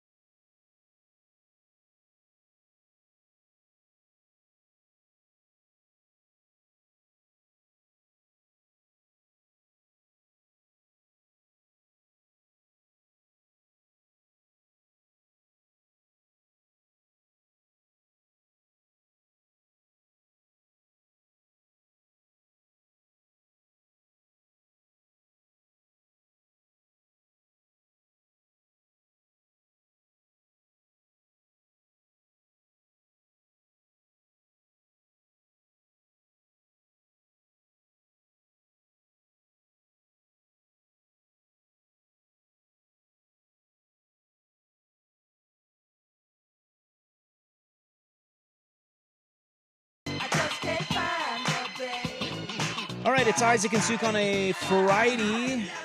Hope you're having a good day. I know we are.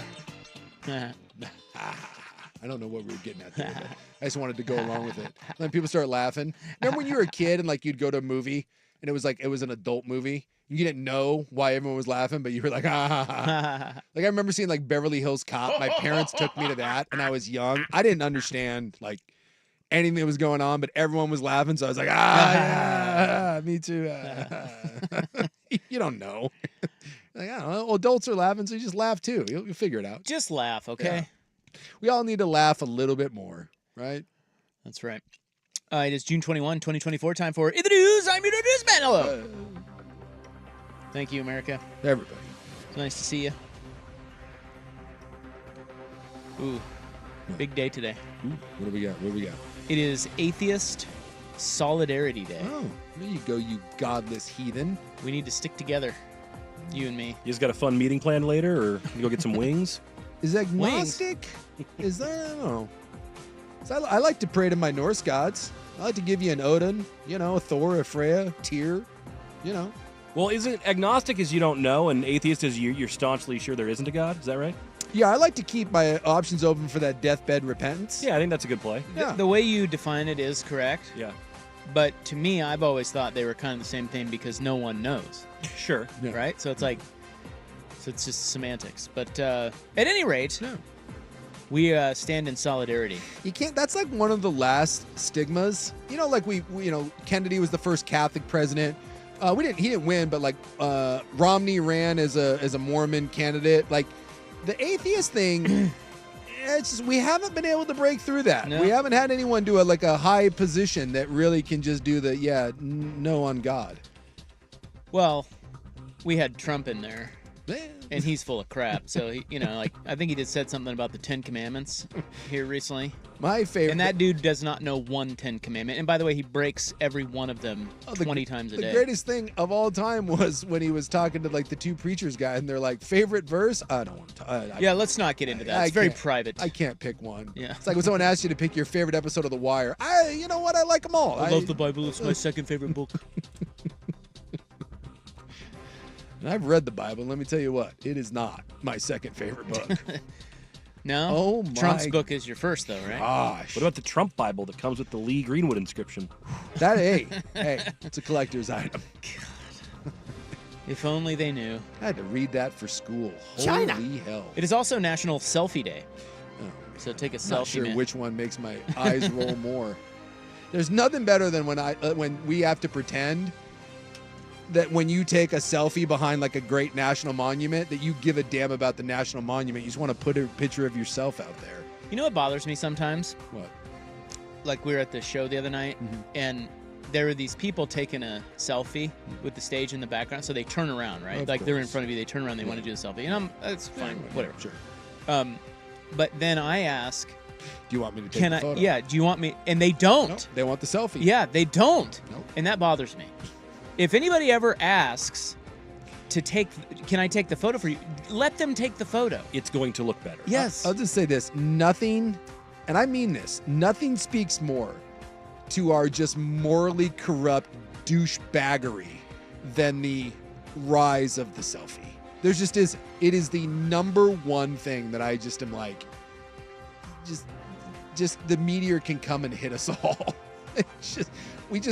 Half the population spends 60% of the time walking around taking photos of themselves to then get other people to please affirm that I look awesome. Nearly a week after a ride malfunctioned at Oaks Amusement Park and stalled midair with 28 people upside down. Dude, that thing is horrifying. Pennies and keys and phones. Someone threw up. Dropping onto the cement. No one died. A rider's mother has decided to file a lawsuit. Of course. Passengers on the Atmosphere were stuck.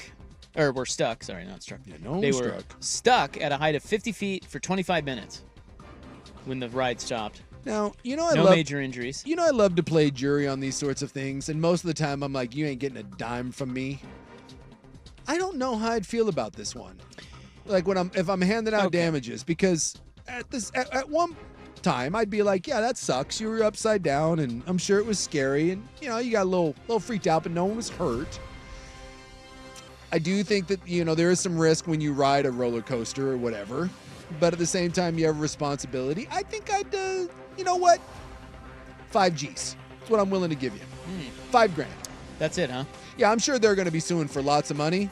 I'm giving you 5 G's. They're actually saying it's about $125,000. Nah, I'm not giving you that.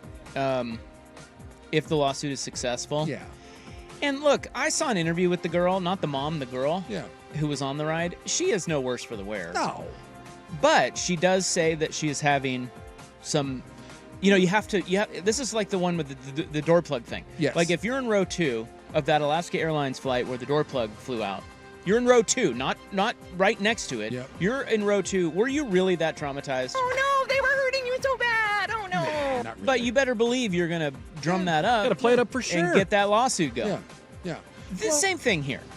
I mean, look, I'm not saying they're not entitled to money, but, 120 something. That's why I said I think I'm okay with it. You know what? 120. I'm even willing to bump it up. I may go to 10 because there are some people that maybe enjoyed going on roller coasters or these sorts of rides, and now you're a little more. But look, can I read you what she's saying? Yeah. now? What do you got? And I guess this is lawyer speak. Like, this is how the lawyers know. The lawyers know how to get the money, right? Yeah, They know the right things to say. Sure. It says, as a result of the incident, the 14-year-old girl, Evie, experienced ongoing physical pain and discomfort, mental suffering, terror, fright, emotional distress, stress, anxiety, and inconvenience and interference with her normal and usual activities from the time she was injured until the present. No, you didn't. It's got to be worth a couple milli, right? Well, I appreciate that they're going for 125 as opposed to 2.2 million or something. That's ridiculous. Again, not trying to discount that it was scary and you probably had a little anxiety tack up there, but You deserve a little bit. But let's not. Okay, this says she has abrasions, soreness, body aches, increased blood flow to the brain causing intracranial pressure, go away. dizziness, increased heart rate, high blood pressure, and ongoing post-traumatic stress and anxiety. No. I mean, dude, they're laying it on awful thick. Awful here. thick. I saw the interview. Did you see the interview with her? Yes. This is She's like that smiling. pothole lawsuit where the person sounded like they got thrown off a mountain when they ran over one pothole. Right. She's smiling and laughing. She's like, well, you can tell she kind of knows she has to say those things. I put my But come on. I put my soft top on my Bronco yesterday, and I left the top down, and the seats got really, really hot, and I didn't realize it. And then when I sat down, I'm not gonna lie, my tender little hammies there, they were bright red for a while. You can only really serve one ass. And I kind of feel like someone at Ford Motor Company, Right in the butt. I don't see a warning anywhere on that Bronco top that warns me about how hot my seats can get in the sun. Well, let me tell you, Rob, I feel there's some a bit of emotional distress. Yep. PTSD. PTSD. If you notice, I'm wearing longer shorts today because I'm embarrassed about my red thighs. Use the word anxiety. A lot of anxiety. I can't get in that car now without feeling a certain way. I'm having to carry a towel around with me to put on my seat. I don't know. I feel like I'm entitled. You'll never drive again. No, I can't. You just can't get over it. A lot of Ubers and Lyfts in my future. And that costs money. It does. Yeah, trucks, balls, yeah. So the lawsuit claims Amy, Evie's mother. Oh, wait. Yeah.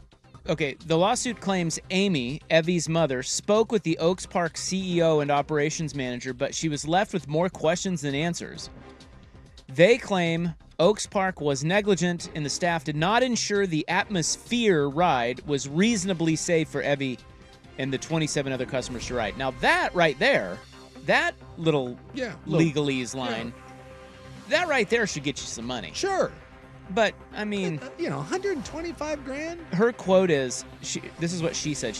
Evie, the girl, said, physically, I still have a headache and I'm kind of sore in my upper body area. And mentally, I think I have PTSD.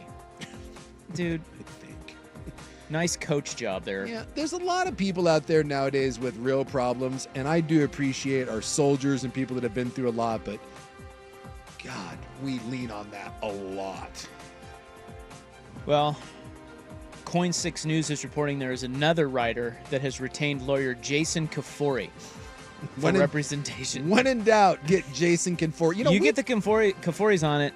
We don't have it in this city, and it bums me out. But if you've noticed, because you go to Vegas a lot, right? Have you noticed that there are one thing in the Vegas airport on the wall, ads that we do not have? And they're in a lot of major cities. Injury lawyers. And it's always awesome. It's always some dude who's like high tea with an aggressive goatee and his like fists are out and it's ready to fight for you. Exactly. I love it. Every time I go through one of those airports and I just see this angry looking dude. There is one. Does he have tattoos or rings or something? He's got, I know what you're talking about. Tattoos on his finger, and you know who he voted for, and that guy is ready to kick ass for you. I love those ads. They're fantastic. We don't have those in Portland. We have a few. I've never seen one of those ads, like just out and about. I haven't seen the billboard. You generally don't see a lot of lawyer billboards in Portland in general. What is that? Are we not suing enough? I don't know. It's a good question. We got a lot of like the DUI. I hear those ads all the time for like DUI and divorce lawyers, but no, I want the guy who's ready to fight for me after I've been mildly inconvenienced for like 15 to 20 minutes. I want that guy. You'll be happy to know Oaks Park has offered refunds for those impacted by. Oh, well, that's nice. Right. I thought that was a funny little nugget. Hey, how about this? Free cotton candy. Free cotton candy. Can't do drinks, though. Sorry. No drinks. Are you kidding me? Are you kidding I'm guessing Oaks Park has a limited budget. I don't think they're exactly awash with cash. Can't at least give them a season pass or something? Free season pass? That's your answer, Buck? Well, it's better than a refund. What about what if you got to go a couple rounds with some of those roller gals? I don't think they want to go back out to Oaks Park. How'd that work? You know, if they threw them out there with who are the roller gals? You know, Rose City Rollers? Yeah, make that happen with the Rose City Rollers. You know, get them out there. Rub some elbows. Would you like a 2-hole golf course as your backyard? Yes. That's next on The Fan. This is The Fan's Window into Sports, a view into today's top stories, brought to you by Window Nation, online at windownation.com.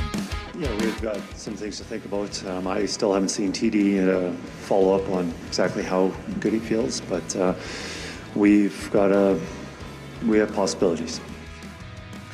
He's talking about Evander Kane, who is that guy? I believe that's the head coach. That's right. I knew Sue could be on this one. And he's coach of who? The Oilers. My Oilers. And Evander Kane, who's a big deal for them, he's dealing with a sports hernia, the dreaded core groin injury. Little bitch. Boy, you imagine trying to skate with that thing? So they're hoping that he can be effective, but we'll see. The Fan's Window into Sports is brought to you by Window Nation. This month, receive 50% off all windows, no interest for 5 years, plus a bonus 10% off through June 30th. Call 866-90-NATION or visit windownation.com. The home of Dirt and Spray. I'm Dirt. That might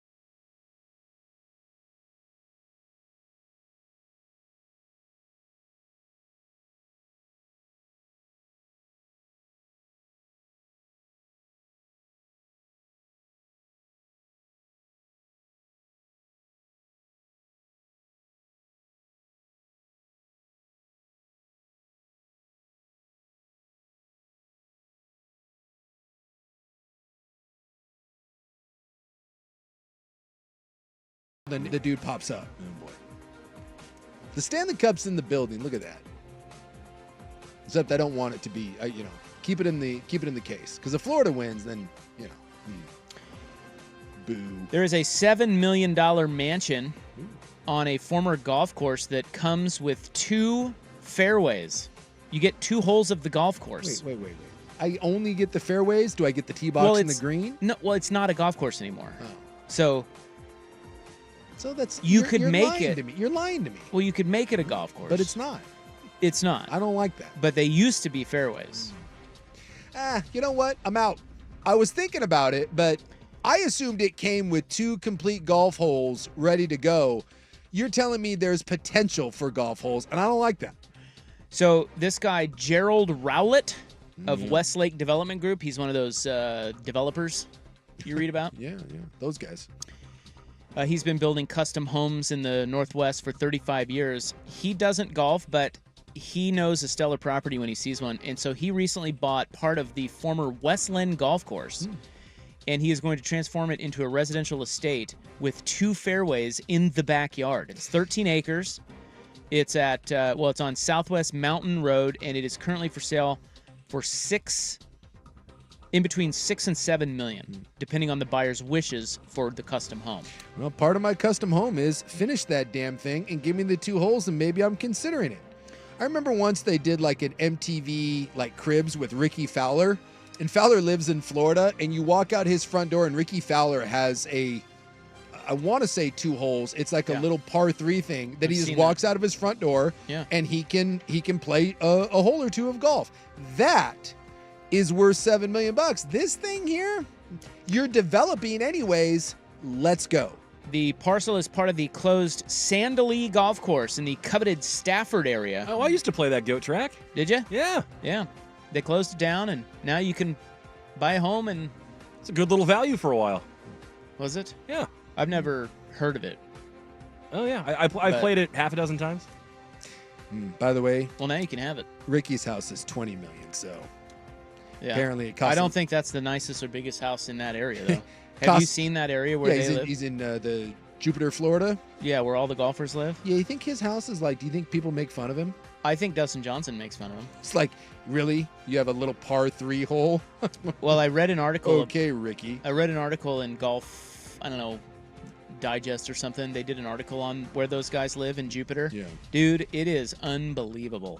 Yeah. It's basically just like a country club for all the really good, rich golfers and their wives. Yeah. Rory McIlroy lives in there. Dustin Johnson lives in there. Dustin Johnson said, he'll just wake up in the morning and be sitting outside with his coffee, and there's Ricky Fowler just on the little waterway behind his house, just like paddleboarding by, cruising around.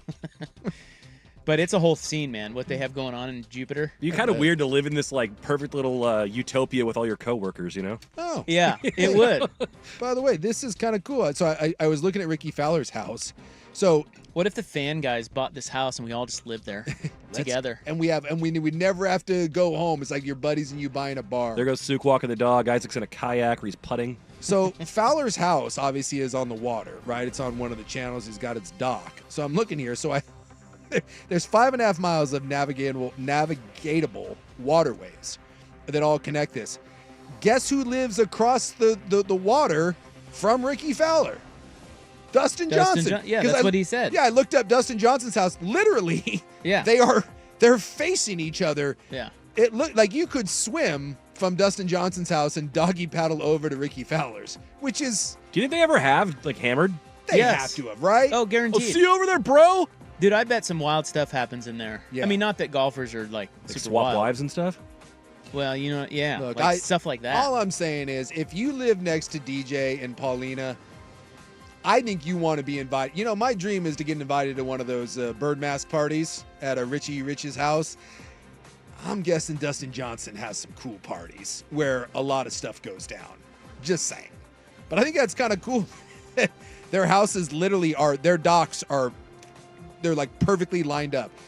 And now, is Dustin's bigger than? Yeah, Dustin's is bigger. He's got a couple million on him, doesn't he? I think it'd be pretty awesome though if to like F with him if Dustin Johnson teed up and started hitting shots into Ricky Fowler's like pool. Because you easily could. I mean, that's not that far across. Look at the photo here. Like, that's the distance between. Okay. You could easily line up a nice 8-iron and just like as he's out in the pool and DJ could be dropping wedges across. So Koepka lives out there. Michael Jordan lives out there. Ugh. I bet his place is. That may well, be he built his own golf course there. Yeah, that because like he didn't. The Grove. They wouldn't let him smoke. He No, was his too much of a music. party golfer. Oh, was it Yeah, music? it was his music. So he was like, fine, I'll just go build my own. Build my own. Yeah, his house has to be. Well, Tiger's. Tiger's out there, and also there was another guy that lives out there. I'm reading that. Did I say Koepka? Rory and Phil both have spots out there too. Yeah, Rory does. I didn't know Phil did. By the way, so we looked up. Ricky was dropping. Ricky was like at 18. DJs they said was like 26. You want to take a guess on Tigers? Oh, 75? 80. Yeah. He's the king of the. He's not only king of golf. He's the king of Jupiter. Although you know what? Does anybody beat him? Jordan beat him? And Tiger does appear to have 1, 2, 3, 4. He has a 4-hole golf course in his backyard. Although I don't like that you have to walk through the golf course to get to the dock.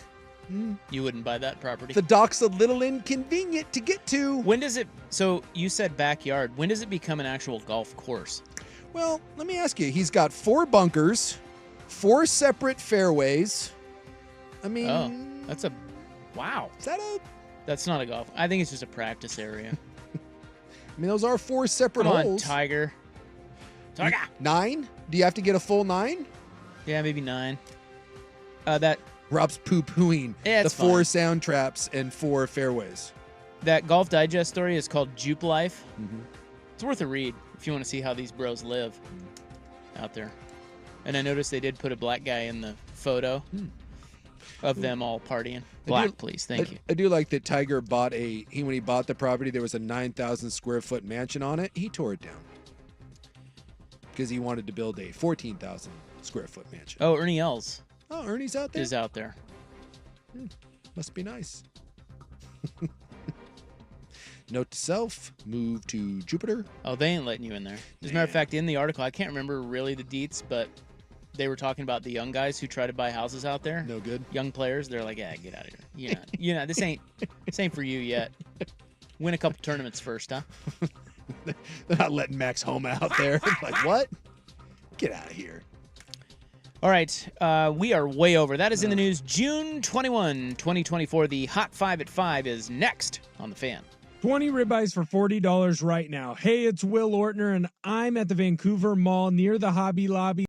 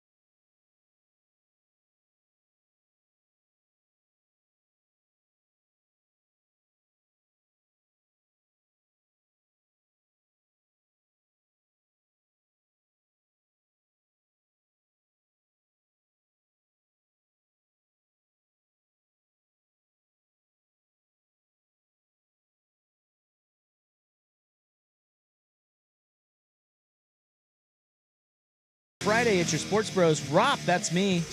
Big Sook's right over there. Right here. Ryan Buckley is here. He has sportswear as the hockey game is about to get underway. Actually, Sook and Buck both. Anyone getting a sports woody? Yeah, 2 guys. Not this guy, though. We need you to get on board. I need you to get hockey aroused right now. I'm watching Rays Pirates. That's so disappointing. That's really lame. Skeens isn't even pitching right now. You know what? You're right. I'm going to turn the channel. Get on board. I'm going to turn it. It's going to be 0-0 through 1. He's going to tell us this game sucks. I know. That's always my fear because, like, I don't push hockey on people. Mariners are on. Let's get that on. I won't. What? Oh, yeah. The Mariners. mighty Marlin Mariner game. That should be fun. Unavailable in my area. That's right. Yeah, blackout, bitch. Stupid. Yeah, go to hockey. I don't push hockey on people because I hate when, like, people push soccer on me, even though I kind of like soccer. It's just, don't push your sport on other people. But there's nothing worse than when someone's like, oh, yeah, I'm kind of interested in that. You're like, oh, yeah, you should watch this game. It's going to be really good. And then it ends up being 0-0 into, like, double overtime. And you're like, oh, my, I'm sorry. Like, you just don't oversell an event because... Wouldn't that be exciting, though? 0-0, double overtime? Not for Is that better than, like, the 8-1 game they had the other night? Not for someone that doesn't like hockey. You're just sitting there and being like, what is happening? Do they ever score in this sport? Exactly. Are there points? You don't. At least when it's 8-1, it's exciting and people are going nuts. You're like, oh my God, that guy's amazing. When you don't know the sport and there's no nuance to it, you're like, this is really cool. I just watched 3 hours of hockey and no one did anything. Awesome. No one wants that. Well, I've turned it to hockey. Just so you guys know, I want to be on the same page as you. Like, I do have there is a thing where if people around you are really into something, yeah, even if you're not into it, it's fun to be around and like get immersed in it with them. That's FOMO, fear of missing out. Yeah. And I definitely have FOMO. So I am going to watch hockey with you. I am with you. I do not have tight sports pants yet. Hopefully, but as soon as Wayne Gretzky skates out onto that ice and tries to win his 5th Stanley Cup at like 61, then I might get Sportswood. You'll appreciate that Gretzky did an interview the other day and someone asked him about today's players and he goes, oh yeah, they're way better than we were. He did not pull a Tom Brady. Gretzky is one guy that says that today's guys are just way better. And that's refreshing. Okay. As opposed to an old timer that's angry and like, wait, aren't they way better in every sport? Yes. But most old timers can't admit that the players, it's usually the exact opposite. They usually go like Rick Barry. Back when I played. Rick Barry. Is that guy still with us? Yeah, he's still yakking if anyone will Very listen. much so. Yeah, he won't. He's always got some sort of thing. Yeah, he's he doing. never met a microphone he didn't like. And he's always angry when he gets to him. Yes. Yeah. Cranky old bastard. That guy. Well, you know, really made fun of for granny style free throws long enough. I shot like what 90-something%. That's right. And no one will do it. Coming up in the club, we have entertainment news, a notable death, and is Justin Timberlake yesterday's news. But this hour, sports talk, is Zach Wilson really pushing Bo Nix? What? Oh, and I read, this is just for you, I read a story. We don't have Joey today. He's golfing at Bandon, but with Justin Herbert, by the way. Yeah. I read a piece on Yahoo Sports called Nepo Ballers. Oh. And why Bronny is a lock. Oh, we're talking the Bronny. Okay. I was like, Nepo ballers. Did you see that story? They actually did a pretty good deep dive I haven't seen this into yet. the sons of former players and how they do in the NBA. And the numbers are going to surprise you. Okay. When's the last time you had a all-time great that had a kid that did anything? Because that's... In basketball? In anything.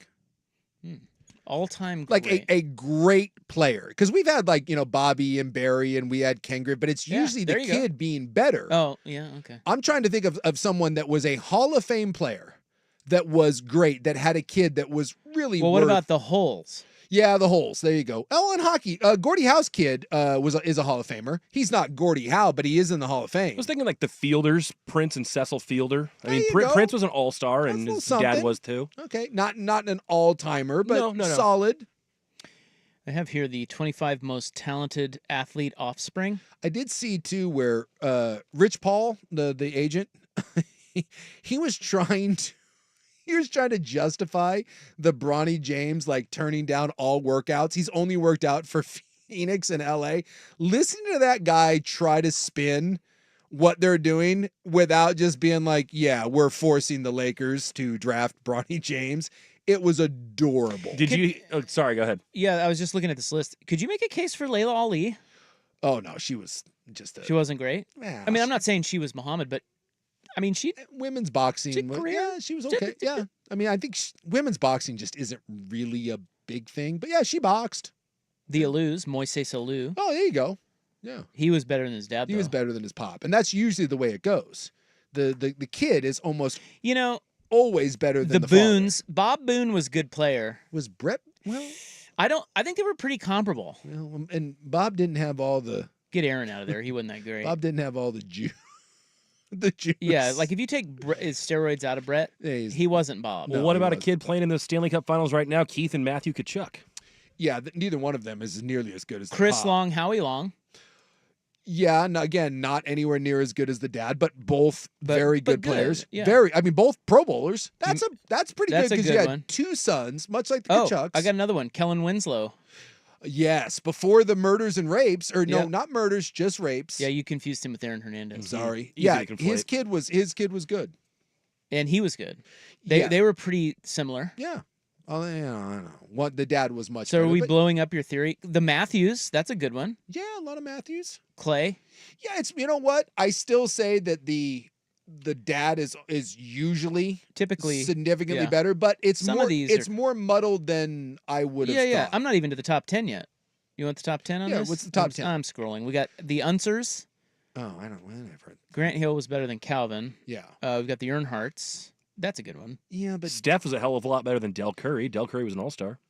Not an but all-time again, great, though. Yeah, but that was you're- they were number 25. You're all mentioning a lot of like very average players that had great, which is Yes. what I'm saying. Yes. Average players have That- great sons. I'm trying not to mention that. I'm trying to find the sons that were not way better than their dads, but good. The two best ones you've come up with. You are- said their dad was a Hall of Famer. The two best ones that you've come up with are the holes, the holes in the house, because those are both legendary Hall of Fame hockey dads and kids. Archie's not in the Hall of Fame, is he? No. King Griffey's not. Yeah, and the Hole's number 1. Okay, so yeah, we Again, it's usually hit them all. Oh my God! Look, Bronny James sucks, and his dad is great, and that is a thing. It's 5:17. Oh, for God's sakes! And you know what that means? The Hot 5 at 5. Hot topics, hot opinions, Oh, golly, I'm hot today. and hot air.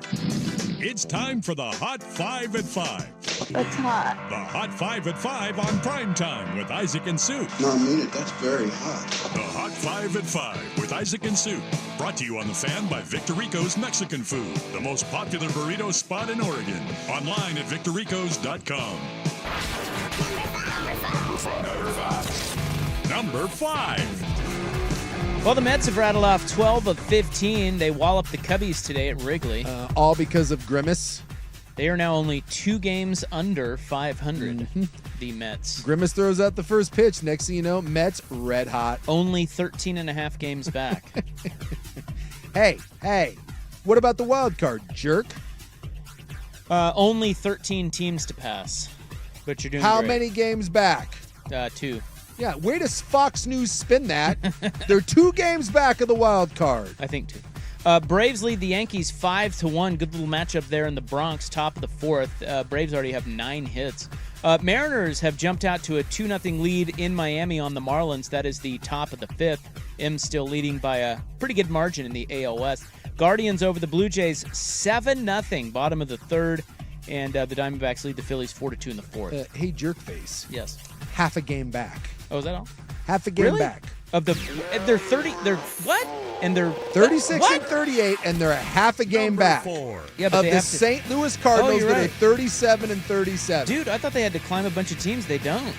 All the other teams suck worse. Well, they did, but they climbed a bunch of those. They climbed passed the the Reds, Cubs. Giants, Cubs. They have passed the Cubs, Giants, Nationals, Pirates, and Reds all in like a week. Look, all those teams that you just mentioned are the definition of meh, Dude, that's unbelievable. including the Mets. USC just lost 2 big-time 5-star defensive line recruits. Justice Terry and Isaiah Gibson decommitted recently. Now, that hurts a little bit. 5-star quarterback for 2025, Julian Lewis, is poking around. He says he's still with the Trojans, but he is set to take a 3rd visit to Colorado. Oh my gosh, what is happening with USC football? I don't know. But he says he's still there. He has also visited Auburn. Tell you what, having 2 D-line 5-star recruits in 24 hours when you desperately need defense, and supposedly that's what you're addressing. Yeah. Not a great look for USC. No, well, I think those 2 guys are tied. In other words, I think they know each other, and they're like maybe both from Georgia. Well, I think one now is leaning to Georgia. He visited Florida State, and then he instantly decommitted. So we'll see, but it's not looking great right now for USC on the recruiting trail. Oklahoma football and coach Brent Venables, Salina's own, agree on a 6-year extension. Can I ask why? He is now signed through 2029. He's coming off a 10-3 season. He will top out at nearly $8 million a year towards the end. Sooners open the season with Temple on August 30th. To answer your question, why? I think because what they're saying is they do think he's their guy. They like him. And so if you lock him up now, you will pay him less if he ends up winning a bunch of games. It's fascinating, though. You were already paying him $6+ million. Colleges do this all the time. A guy has 1 season. And by the way, 10-3 is good. They lost the Alamo Bowl. Let's not act like they won a national. To who, though? Oh, look. And then out of nowhere, we're like, well, I mean, had that big Alamo Bowl season. Well, we had to pay this guy $9 million. I would say this, in 2029, that could look like a great deal, getting him at $8 million. But it also could be a total But that's the thing dud. is that if he wins or plays for a national title in the next year or two, you know he's going to go right back to him and be like, yeah, I'm going to need another pay bump. It's true. How many of these do we see go south where you sign these contracts and then 2 years later we're like, why did we do that? LeBron James not leaving LA, but he is expected to opt out of his contract this offseason and become an unrestricted free agent. What it does is allows him to poke around while ultimately wanting to re-sign with the Lakers, but it does allow him as well to build in a no-trade clause. And can we talk about what's really at stake here is that he can just basically leverage that for them to draft Bryant. It's Brat Kid. Well, LA said they're open to any contract structure that he prefers in the negotiations. So They better basically, he is going to bend them over. I love that they are just like LeBron James at this point could say that he wants Rich Paul to be the 14th man on the roster, and they'd be like, okay, LeBron. Get him a What are we going to jersey. do, say no? What number does he like? Elsewhere, Drew Eubanks has declined his option with the Suns, and he becomes a free agent. By the way, Oklahoma lost to Arizona Ah. in the big Alamo Bowl. It's a tough L. It is tough. Didn't a bunch of their guys opt out, though? Well, it hasn't been done since 1942 in the Stanley Cup Finals, but Connor McDavid can take another step towards it tonight. He is trying to lead Edmonton back from an 0-3 deficit. This one is in Canada. They are just underway. Only 5 teams have ever even come back to force a Game 7. 4 in the history of hockey, not in the Stanley Cup Finals, have come back and won a series after being down 3-0. So it's 3-2. The Panthers still lead. They are the underdog tonight, slightly, Florida. And many have said this is one of the most anticipated NHL games in some time. It is. I am on the edge of my seat, and I'm promising some form of nudity if the Oilers win. Yeah, That building looks ready to explode. Looks exciting there. I don't like your attitude It's right exciting. now. I don't like They're it. skating hard I don't appreciate your lack out there of sports chub right now involving the Edmonton Oilers. I don't have sports chub yet. No. But you will over like the Honda Open. Actually, I will. I love the Honda. Big fan of the Honda Open, are you? Victorico's Mexican Food brings you the Hot 5 at 5, the most popular burrito spot in Oregon. Order now at victoricos.com. Zach Wilson is really pushing Bo Nix in Denver? That's next on The Fan. It's the Vancouver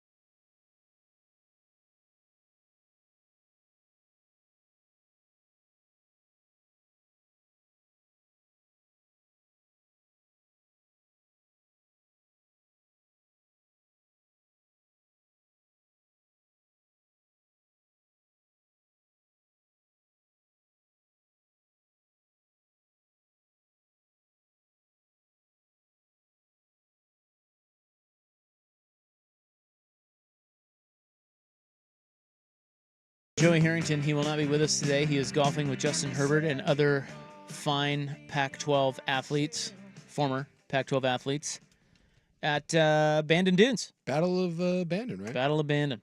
I wonder who's playing this year. See if I can find that out. Well, he told us. I don't remember. Yeah, Herbert was the headliner. He was the big guy, right? Farmer. See it right here. Who else? Oh my God, I can't remember either. Who Right, else did he say? Exactly. That's what I'm saying. You're like, maybe. I'm trying to think of the. You don't know. You don't remember. You don't remember. Justin Herbert's there. Just like me. I remember Herbert's there, and then after that, it was all a blank. Well, here's the little report from Sports Illustrated. Do you like reports? Yeah, I like reports. Sports reports. Sports. According to several pro personnel executives who have evaluated the Broncos quarterbacks, Zach Wilson, the number 2 overall pick by the Jets in 2021, has the liveliest arm and potentially the biggest portfolio of throws he can make. For heaven's sakes. Yes, this is from Jeremy Fowler, ESPN. I'm told that around traffic in the pocket with defensive linemen flying around him, he has delivered the ball calmly and accurately. I am told that has stood out to the Broncos, and he has shown a lot of maturity. Those 61 collegiate starts have shown up. This is a long quarterback battle. Oh, wait. So now he's talking about Knicks. Yeah, he's talking about Knicks. Yeah, because Zach Wilson did 61 not have starts. 61 Yeah. starts. This is a long quarterback battle. Stidham involved Wilson, but Knicks has made an early compelling case.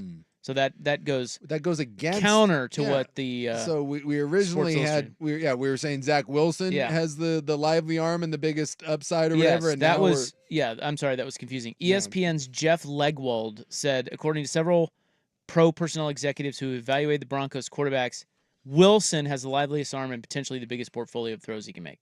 Which that's not.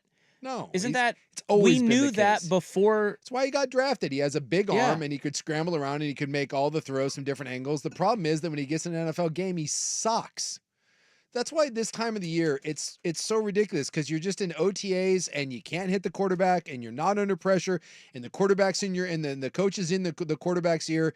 There's no way to evaluate these things. None whatsoever. Well, and I would imagine that the young quarterback is probably pretty overwhelmed. Yes. So it's easy to look better than him. Yes. Like Zach Wilson at this point, if you are Zach Wilson and you've been in the NFL for a couple of years and you can't look better than someone with even, I don't care how many college starts he has, that literally has like 4 weeks of NFL OTA experience, like you should be light years better than he is. The true work will come how you digest the offense in the offseason. And then once you get into camp, I feel like they're saying this will be a battle. It's not going to be handed to Bo Nix, and it certainly isn't going to get handed to Stidham or Zach Wilson. They will have a full-on quarterback competition. But we all know in these sorts of battles, it's not from the same starting point. If Bo Nix is close, Bo Nix will be the guy because you drafted Bo Nix to be your future. So if this is a close battle and it could kind of go either way, it's going to go to Bo Nix. But if there is a big gap, they're not going to play Bo Nix simply because they drafted him in the first round. It'll go to Stidham or, God forbid, it goes to Zach Wilson. All right. And by the way, if Zach Wilson does beat him out, wait 4 weeks and you'll be on to a different one because, Zach Wilson will get benched. Well, that was kind of a dumb story. It was a weird tale. But it's that time of the year where this sort of stuff has to come out. Did you see the one out of Atlanta Falcons camp? No. Kirk Cousins is on some sort of weird steroid program. He is jacked. Oh, is he? Cool. Yeah, Kirk Cousins had like the super dad bod. Well, apparently. You like that? You like that? Apparently with the Achilles injury, like he can't really do much, like walking around and stuff. So he's just been in there lifting. Just pumping iron. Look up Kirk Cousins. Just go to Twitter and type in Kirk Cousins and look at the photo that's circulating around. Dude is stacked. He's on that Jesus workout program. And they test, right? I mean, you can't be doing that, right? Yeah, I mean,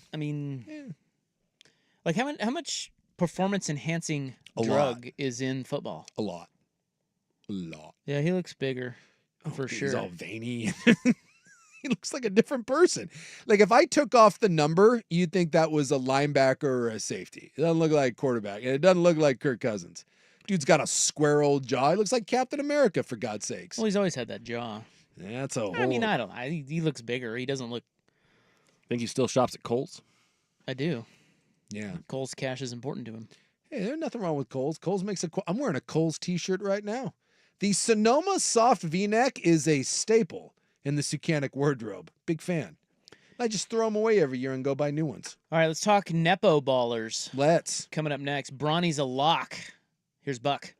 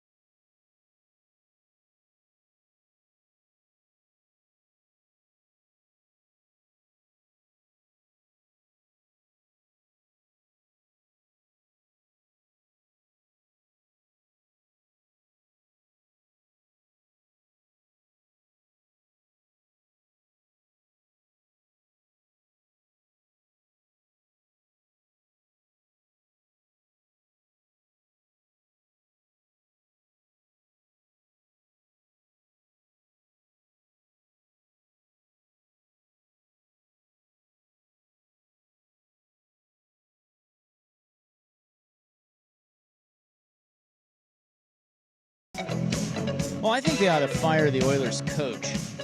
They already did earlier in the year. Yeah, they started like 3-9. They fired their coach, and here they are playing for the Cup. Yeah. Well, I don't like this guy. I have a problem. Chris Knobloch with a K. The Oilers are any relation to Chuck? Nothing I know. Don't believe so. No. The Oilers are leading the Panthers 1-0. Which, by the way, I get up to go to the bathroom for like 45 seconds and they score. Now, I did say that if they got up early, I would pull my schwanz out. It was inverse. I pulled it out and they scored a goal. Therefore, I feel like my junk is directly responsible for that Oilers Congratulations to your penis. I'm Jason Sakanik. My penis is very, very important to me. And apparently to the Oilers' Stanley Cup chances. Why, they score a goal and some idiot slashes and he gets put in the stupid box and he's out for 2 minutes. Yes, the dumbass. The stupid box. So why, when they're trying to kill the power play, why do they just why do they just hit the puck all the way down to the other end? Why not like? Because it makes the other team reset. It chews up time. It chews up time, and then not that much time. It actually does, because it's harder to. One of the hardest things to do is to get the puck back down into the zone. And so, with the fact that you're skating 4-on-5, you can't really control the puck. So, for the most part, that is how you kill penalties: is to just try to dump the puck back into the other ice and make them go the other way again. I don't like it. Yeah, every 12 seconds is like 10% of the power play, and considering you're a man down, every 12 seconds you can kill like that is worth it. I've seen a couple of situations here where a guy could have easily just he instantly just is taught to shove it back down there, right? He could have taken off. Well, they also believe and that had a one-on-one. They need fresh legs to compete with the deficit of having the extra skaters, so Fire they the try to coach. dump it down there so Short they can get shifts. fresh legs on. Yeah, fire the coach. So what you're saying is but that wouldn't be that coach. You'd saying you want to fire all of them. All of them. Every coach who coaches the penalty kill like that. That really is the way that NHL penalties. You know are what killed. I do if I coach? I flip the script. 4-on-5. Attack. That works in our favor. Spacing. People also want to know if we've seen the up tops behind the Oilers bench tonight. Apparently, there's quite the set. Oh, like out? No, not out, but still under a jersey? very much on. No, not under a sweater, but little tank top action or something. Oilers Kate, as she's become to know, she's in Playboy now. Is she really? Playboy tracked her down, and You mean on Playboy.com? Yeah. Playboy is so she's doing a photo shoot with some skates, and I bet she is. Yeah, right. I would too if I were her. She knew what she was doing. Yeah, she did. Hells yeah. Good little parlay there. Absolutely. I'm going to show you my boobs. Yeah. So NBA front offices, as you know, Jace, they spare no expense to find a diamond in the rough. No. And it says here, this is from Yahoo Sports. They did a good article on this today. They did an article called Nepo Ballers, and it's on kids of former NBA players and how they fared in the league. Okay. And, of course, you have Steph Curry and Klay Thompson. Klay Thompson, yeah. Gary Payton. Actually, there's a bunch of them. Gary Payton, the mitten, right? Because Gary Payton's dad wasn't in the league. It was Gary No, I'm Payton. talking about current players. Yeah, current players. So you have here are the current players who are sons of former players.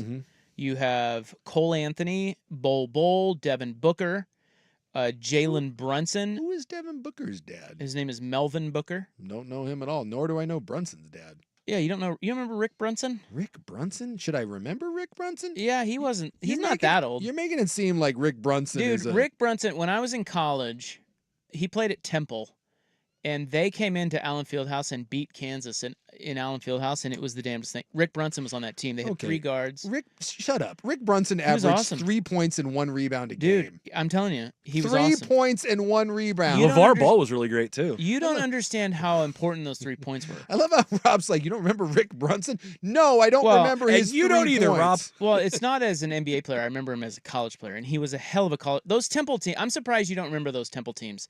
That was the John Chaney, like the heyday of John Chaney, and they would rain 3. Like, they were awesome. At any rate, Nick Claxton, Amir Coffey, Jay Crowder, Steph Curry, Seth Curry, Johnny Davis, Darius Garland, Jeremy Grant of your Portland Trailblazers, Yeah, Harvey Grant. No, that AJ Griffin, Tim Hardaway Jr., Ron Harper Jr., Al Horford, Jeff Howard, Trace Jackson Davis.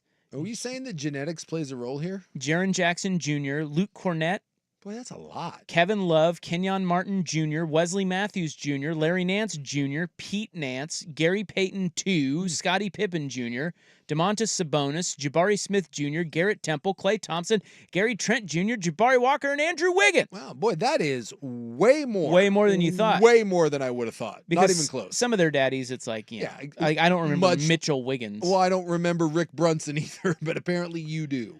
Well, I do. He was great in college. Yes, most of those fathers are, or their sons are, There's a handful that are Klay Thompson, Michael Thompson were good. There's a handful of those guys. But what they're talking about here is that while NBA teams spare no expense in trying to find diamonds in the rough, they all believe that if a kid is marginal but is a son of a former player, they have a much better chance of succeeding in the NBA.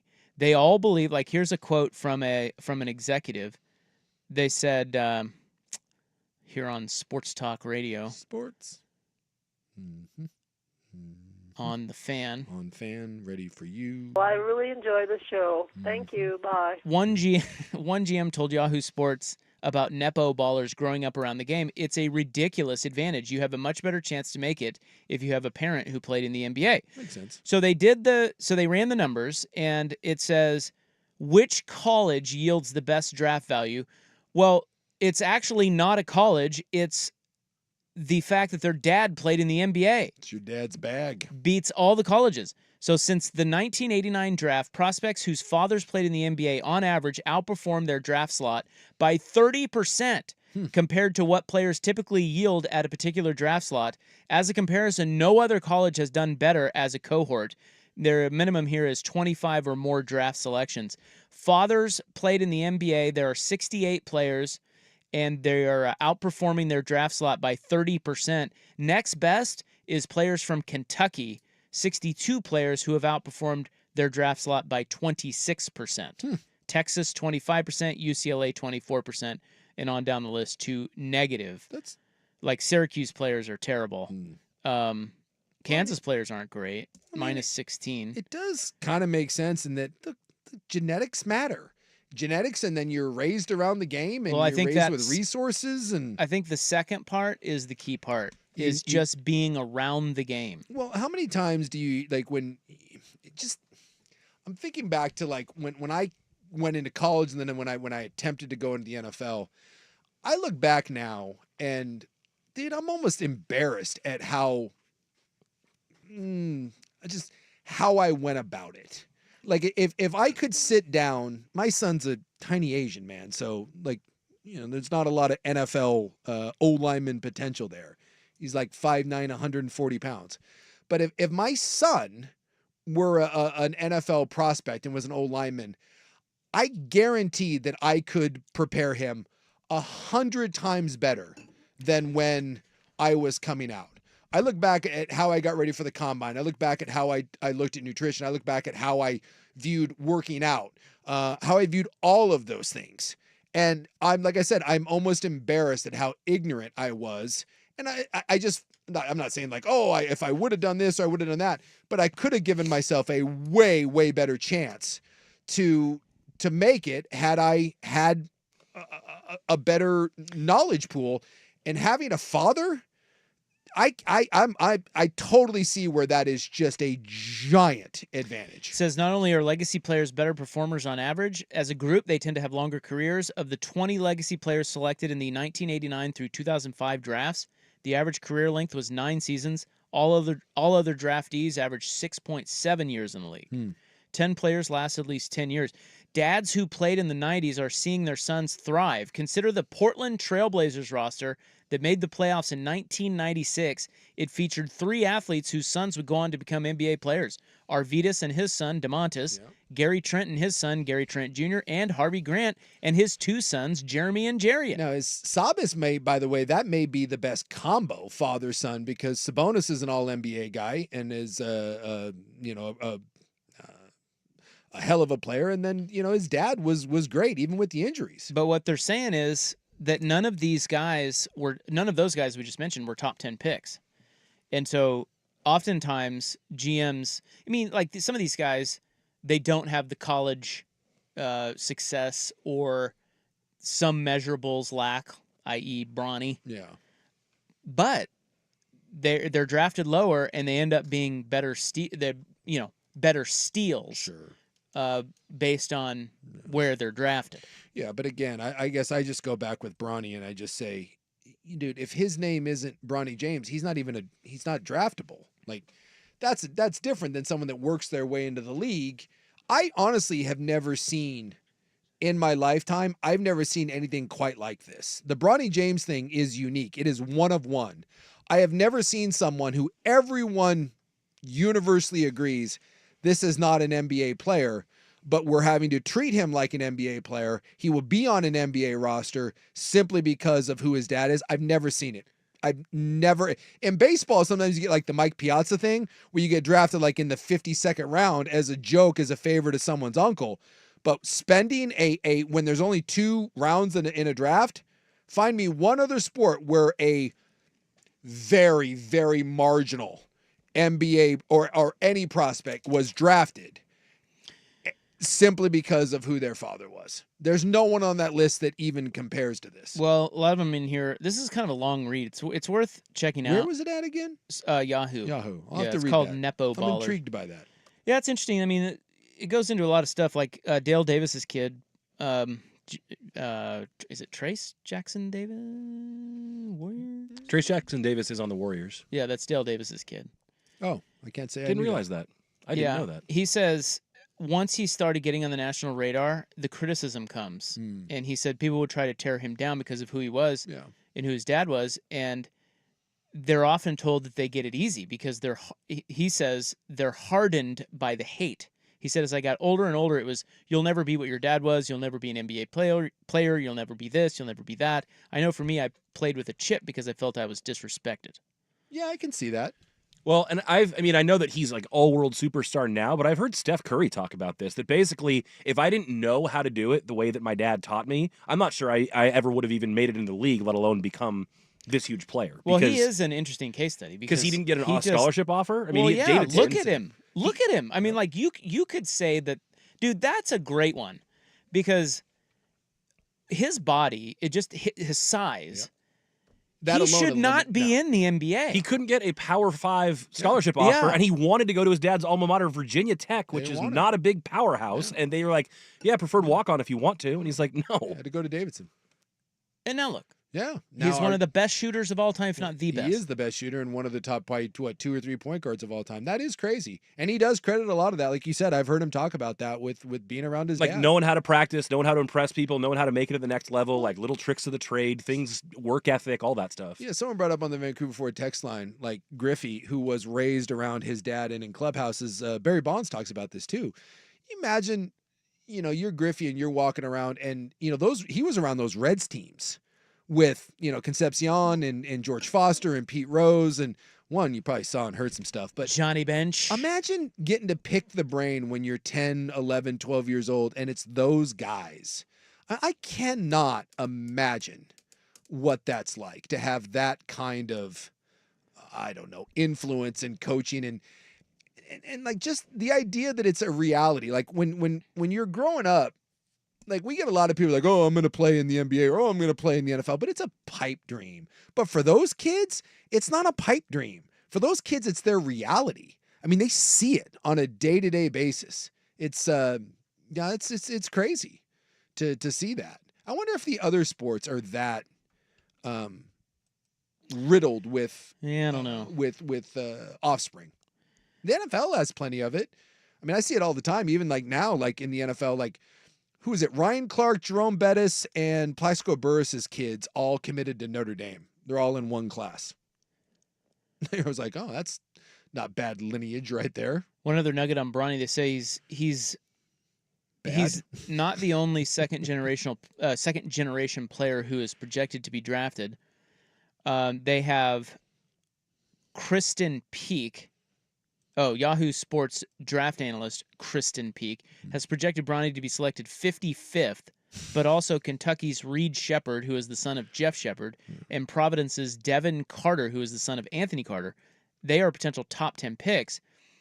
they say it remains to be seen where Bronny will be drafted, but we must remember that he is roughly 3 years younger than Jackson Davis when he made his debut, and he'll be 4 years younger than Gary Payton, too. Why is he coming to the NBA right now? I still That's don't a good understand question. that. I Because don't we know we know why. Well, but you couldn't do this in a year and get a little bit more polish? I don't know. I agree with you. It's just, but I love how, again, even in this article, we're still having to dance around the topic. They're like, we don't know where he's going to be drafted, and we have to remember how young he is, as opposed to just saying the quiet part out loud. He sucks. He sucks. And the only reason, he's projected to be drafted 55. No S. Who's drafting 55, by the way? The Lakers. I mean, it's just, we are such cowards in the media. It's so Jackson unbelievable. Davis is with the Warriors, and so is Peyton, right? Is he still there? Yeah. Yeah. The mitten's still there. So they're saying at the end of this article, they're talking about how all these second-generation guys kind of have a kinship. Mm-hmm. They're going to be texting Bronny. Oh, yeah. Because you know who picks 52nd? Who? Who do you think? Oh, Golden State. The Warriors. Yeah. The difference is Golden State's not going to put his dumbass on the end of the bench and refuse to give him a one-way contract. Can you imagine They should draft him and make him do a two-way. I want nothing more because I find this whole thing just ridiculous because his agent has said that he will not sign a contract unless it's a one-way. Okay, cool. I want someone to draft him and tell Clutch Sports and Rich Paul to suck it and be like, hey, you don't want him to sign a two-way contract? Cool. He doesn't get to play. He can just sit out all year. Like the balls that Clutch Sports and LeBron James have in the way they've treated this, he is a non-NBA prospect basically that is refusing to work out for any teams. They've said other teams have tried to schedule workouts and they can't. They will not return calls from other teams. I think it's 10 teams total that have asked, and he's only done it for 2, the Lakers and the Suns. Lakers and the Suns. Well, he's a coveted prospect. And then them having the balls to say, if you draft him, we are not going on a two-way. You imagine any other late second round pick saying, hey, just so you guys know, no two-way contracts for me. It's just crazy. He's going to dominate. Oh, God. I can't wait for him to flame out in the most spectacular fashion. And I feel bad that I'm rooting against the kid, but I'm not really rooting against him. I'm rooting against his dad and what the agent are doing to him. Will Bronny James have a field goal in the NBA next season? No. Yes. Okay. He will. His whopping 3 points that he averaged at USC, but he's going to go play in the NBA. He's going to garbage time. He is going to get murdered. One field goal, yeah. He'll in make camp. One. And it'll be a big story. It's just, yeah. Where are we going? Yeah, Bronny sounds just like LeVar Ball. I like this. It says Bronny's story sounds like LeVar Ball, just in reverse. It's true. What do you mean? LeVar Ball averaged 3 points a game at Washington State. Oh, the dad? Yeah. Oh, dad. just in LeVar. reverse. Yeah, I see it. Yeah. Right in the butt. All right. We will be back to wrap up the hour of Sports Talk next on The Fan. It's time for a Ducks Report, the inside story on Oregon athletics. Brought to you by Mods PDX. The future of building is here. I have no Ducks news other than what's a slow Duck game? Former Oregon Duck great Wyndham Clark will be headed to Paris. Team USA. USA. Golf. USA. It's going to the Olympics, baby. That's cool. Bro. How do you feel about that? I just said. Do you have any hot takes on that? I just said. You think he'll shoot a... Winning a gold medal. Think he'll get a hole-in-one out there? In any sport. Pretty cool. Think he'll make a birdie? He said today he thought that the Olympics are a bigger deal than the Ryder Cup because each person is competing for their own individual country. I don't know about that. Hey, let the kid put some juice into the event, okay? Duck Sport, brought to you by Mods PDX. The future of building is here. The afternoon round of the 10th annual Fan Golf Classic at Langdon Farms on Thursday, July 11th. Presented by Autotown GMC and brought to you by Michelob Ultra is so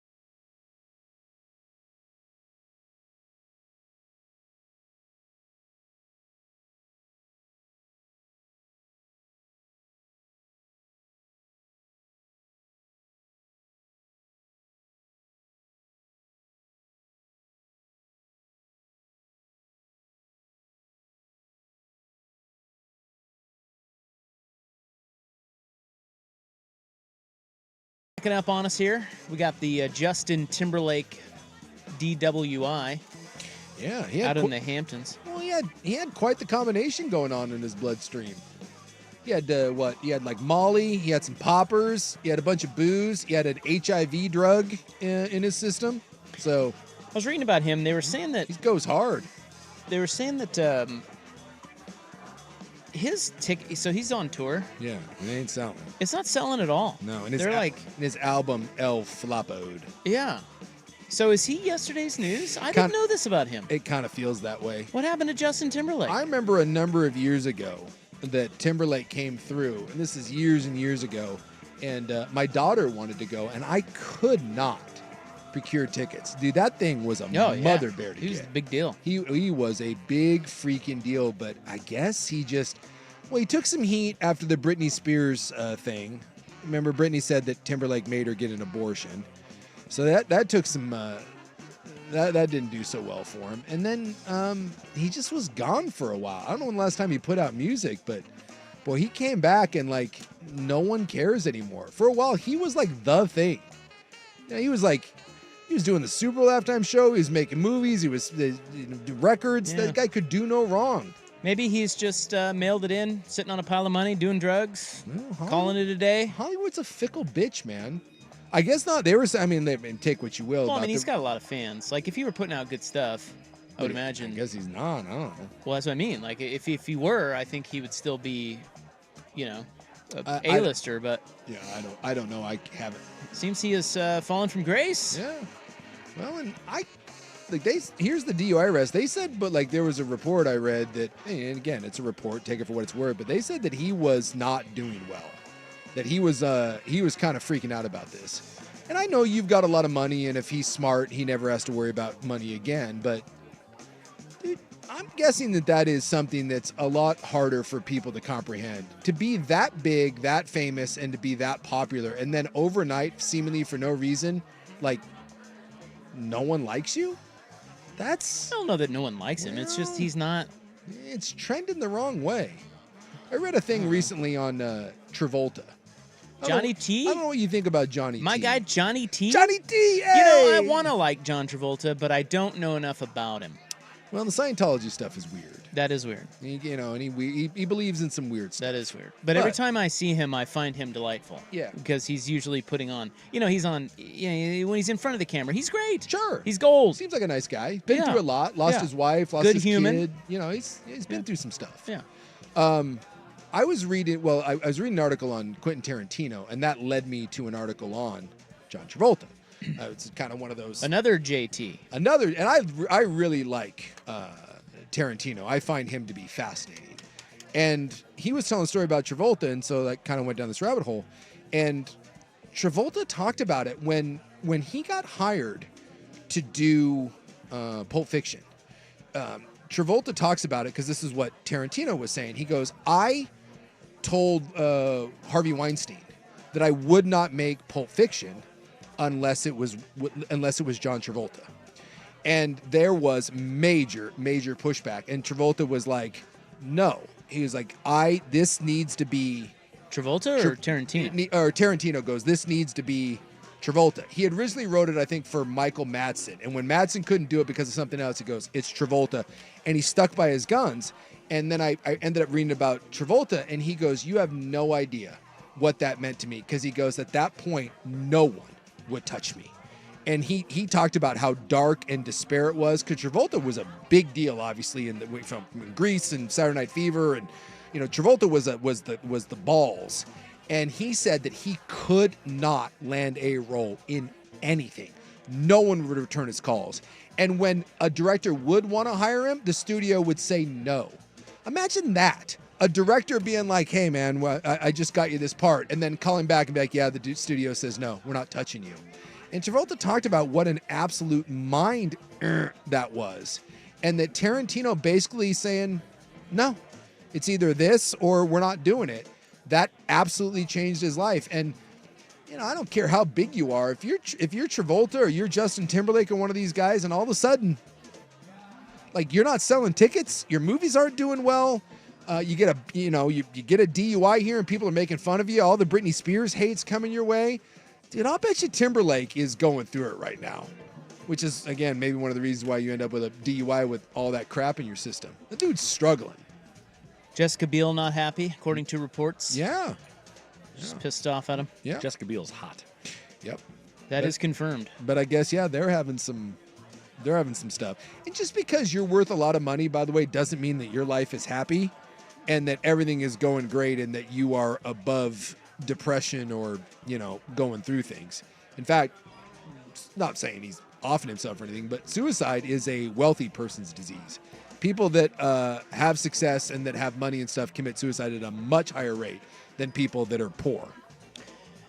All right, up next, Donald Sutherland has passed. The greatness. The great Donald Sutherland. It is Donald Sutherland. And who do you side with, Taylor Sheridan or Kevin Costner? Big news on the Yellowstone front. That thing finally coming back? Well, yeah, sort of, but not. Kind of, sort of, maybe. Kind of with Costner, but Yeah, not really. yeah. 6:15 on the Fan. The home of Dirt and Spray. I'm Dirt. He's Veruca Salt, man. He's Willie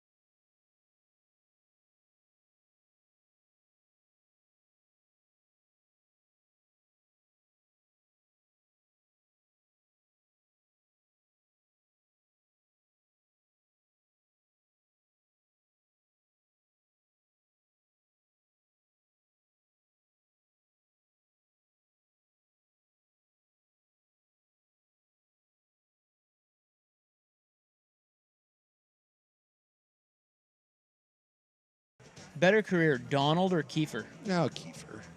Yeah? Yeah. Just because of 24. 24? Well, Kiefer. What is his name? Jack Reacher? Not No, Jack Reacher is from Jack Bauer. Jack Bauer. Yeah, I would think. What's Kiefer done lately? That guy didn't do anything. Boy, I feel like Well, they rebooted 24 at some point. Yeah, they rebooted that, but I mean, he was. I mean, they were both around for a long time. I'm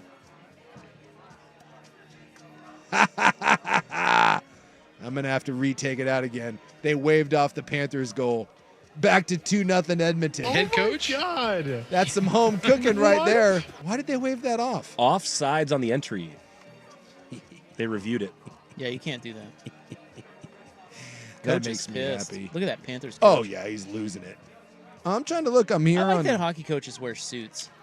Yeah, they still class it up a little bit. Wouldn't that be funny if they wore hockey gear? Well, it like baseball managers. It kind of bugs me that the NBA has gone to this like quarter zip. Like you look like a schlub out there. I don't think anything looks as bad as like fat, schlumpy baseball manager in like the white pants. Yeah. That's just awful. But we baseball- can't put those guys in khakis and polos like football coaches. Baseball managers have started wearing like hoodies and stuff though. Yeah, over it's the gotten pants. better, but they still have to wear the stupid pants. Yeah, it's they're not ridiculous. sliding. By the way, I'm looking at Kiefer Sutherland, and there's nothing you've heard of for a while. Yeah, he hasn't done much in a long time. It's been. Well, what did he? If you take 24 out, and I never really watched 24. Mhm. I know it was popular, but if you take out 24, what's the last relevant thing he did? The last relevant thing. if you take out 24, His iconic stuff is all really early. It's Yeah. Lost Yeah, early Boys. on. It's Stand By Me. There you go. Well, and he was in. You had a good one in A Few Good Men, and again, that was more like his dad, where he was playing more of a character role in that. But you're right. I mean, 24 is probably the biggest thing that he's done. You're right. I mean, now that I look back on it, I mean, he was in L.A. Confidential. Boy, I'm having to rethink my stance. I may have to lean Donald. I guess I just gave him too much credit because of he was in those classic childhood movies of mine, and then 24. But I think Donald's got the better body of work. I think at the peak of its popularity, that we're with 24, that Kiefer was probably a bigger deal, just nationally. But I think overall body of work, it's got to be Donald. Right. You're right. I mean, the bigger stuff came earlier because, like, even like in the 90s, he made like Young Guns and Young Guns 2, and those were a big deal. I forgot about those. The Lost Boys, Stand By Me. I like the Young Gun movies. Yeah, I did too. Those were good. But yeah, it's hard to argue because you could say 24 was his big one, but Donald Sutherland was in the Hunger Games, which was a much bigger deal than 20. The Hunger Games was enormous. Yeah. And Donald Sutherland played a massive, massive role in that. So I think it's probably Donald Sutherland. Either way, nice little family legacy. They were talking about Nepo ballers. If you want to talk about Nepo ballers, Nepo actors are way, way worse. Like, I mean, it's so hard to get into Hollywood. And at least if you're an athlete, you can make it on, just if you're good enough. Dude, the child, the child, or I guess the children of actors and actresses, dude, they've got it made. You don't have to be any good. Look at the stupid Will Smith kids. Dude, those kids suck, and they're in everything. Are they? They were in a lot of stuff. Yeah, his son got to be the new Karate Kid, and he's terrible. Yeah. Who was it? Boy, did you see Kanye and Kim Kardashian's kid lately? No. Oh, my God. Was that Northwest? Northwest, who, by the way, is a girl. And they did like the 30th or 25th anniversary of the Broadway Lion King. And they brought back all the original cast, except for Simba. And Simba, the male lion, the star of the Lion King, was played by Kim Kardashian's daughter. Of course. And you want to take a guess who can't sing? Northwest. Oh my Lord. So they like video broke of them like at Wow. like the Hollywood Bowl of the premiere. The kid is brutal. And I don't mean to like bury the kids. Kid's like 10. What do you want from her? It's not her fault. But people were like, there's other roles in The Lion King there is another female lion that has a lesser part. So not only did they force their kid into the Broadway reunion of The Lion King, forced them into a bigger role that isn't even her gender, and she can't sing. She stands up there and sings I Can't Wait to Be King, and it is nails on a chalkboard. I didn't know that. Yeah, Buck, can you pull that clip's going around? I'll find it. You want to talk about nepotism? And then everyone was like, yeah, it's bad, but like, that's Hollywood. Like, what do you want? Who was it? Ethan Hawke and Uma Thurman's kid came out, and at least, like, she gave an article, an interview to, like, Rolling Stone, and she goes, yeah, I know. Like, it's like, at least I admit it. She goes, I didn't get any part because I deserved it. She was in Stranger Things and is now making a lot of movies. And she's like, I'd like to think that eventually, like, I earned my way. But she goes, I don't have any illusion about why I got those parts. She's like, my mom's Uma Thurman, my dad's Ethan Hawke. Yeah, I got jobs. And she said, you would take them too. And everyone was like, yes, I would. Yeah, it's a valid point. Well, rest in peace, Donald Sutherland. Yeah. Gone too soon. Or perhaps right on time. No, right on time. How old was he? 88. Again, cutoff line 85. You're not allowed to be sad. All right. Taylor Sheridan and Kevin Costner continue to mix it up.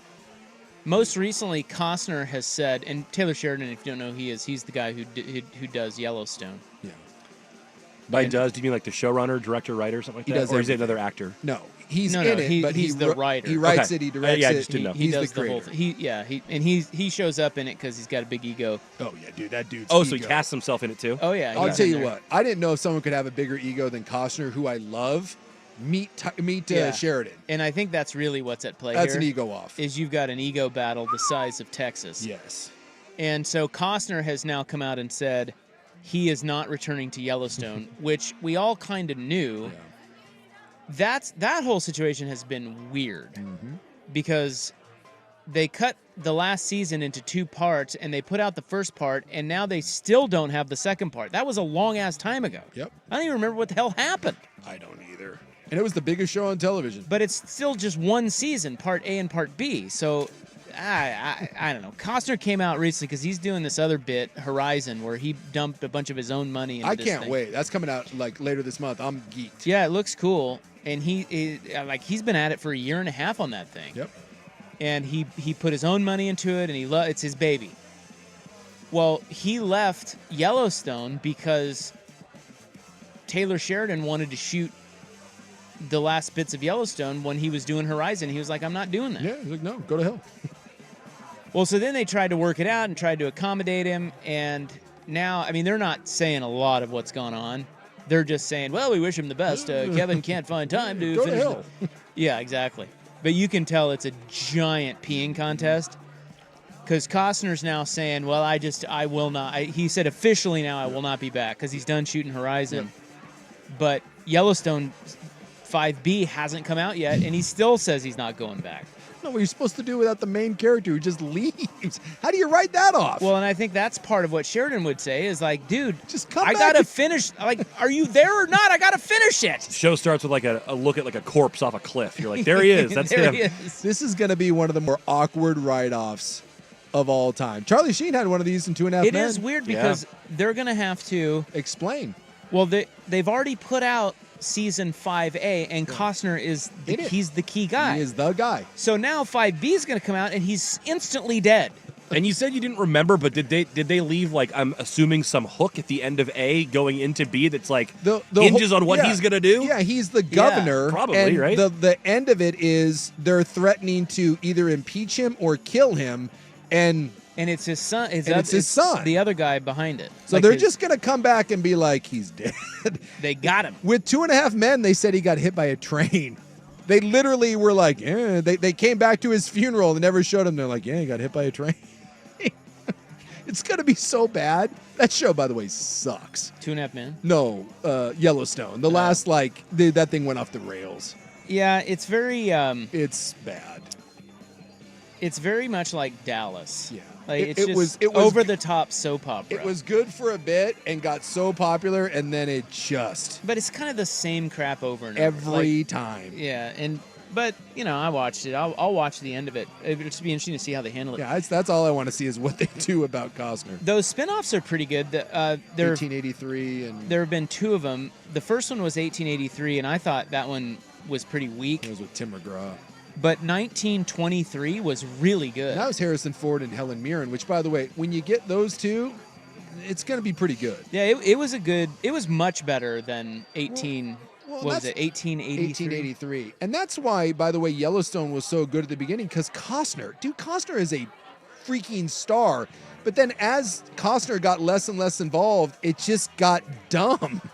Well, but he's not less and less involved. He's in it the whole time. It's just now he's suddenly going to be gone. Some of the other characters, like Beth was. I mean, she's a champ. She's a rock star, dude.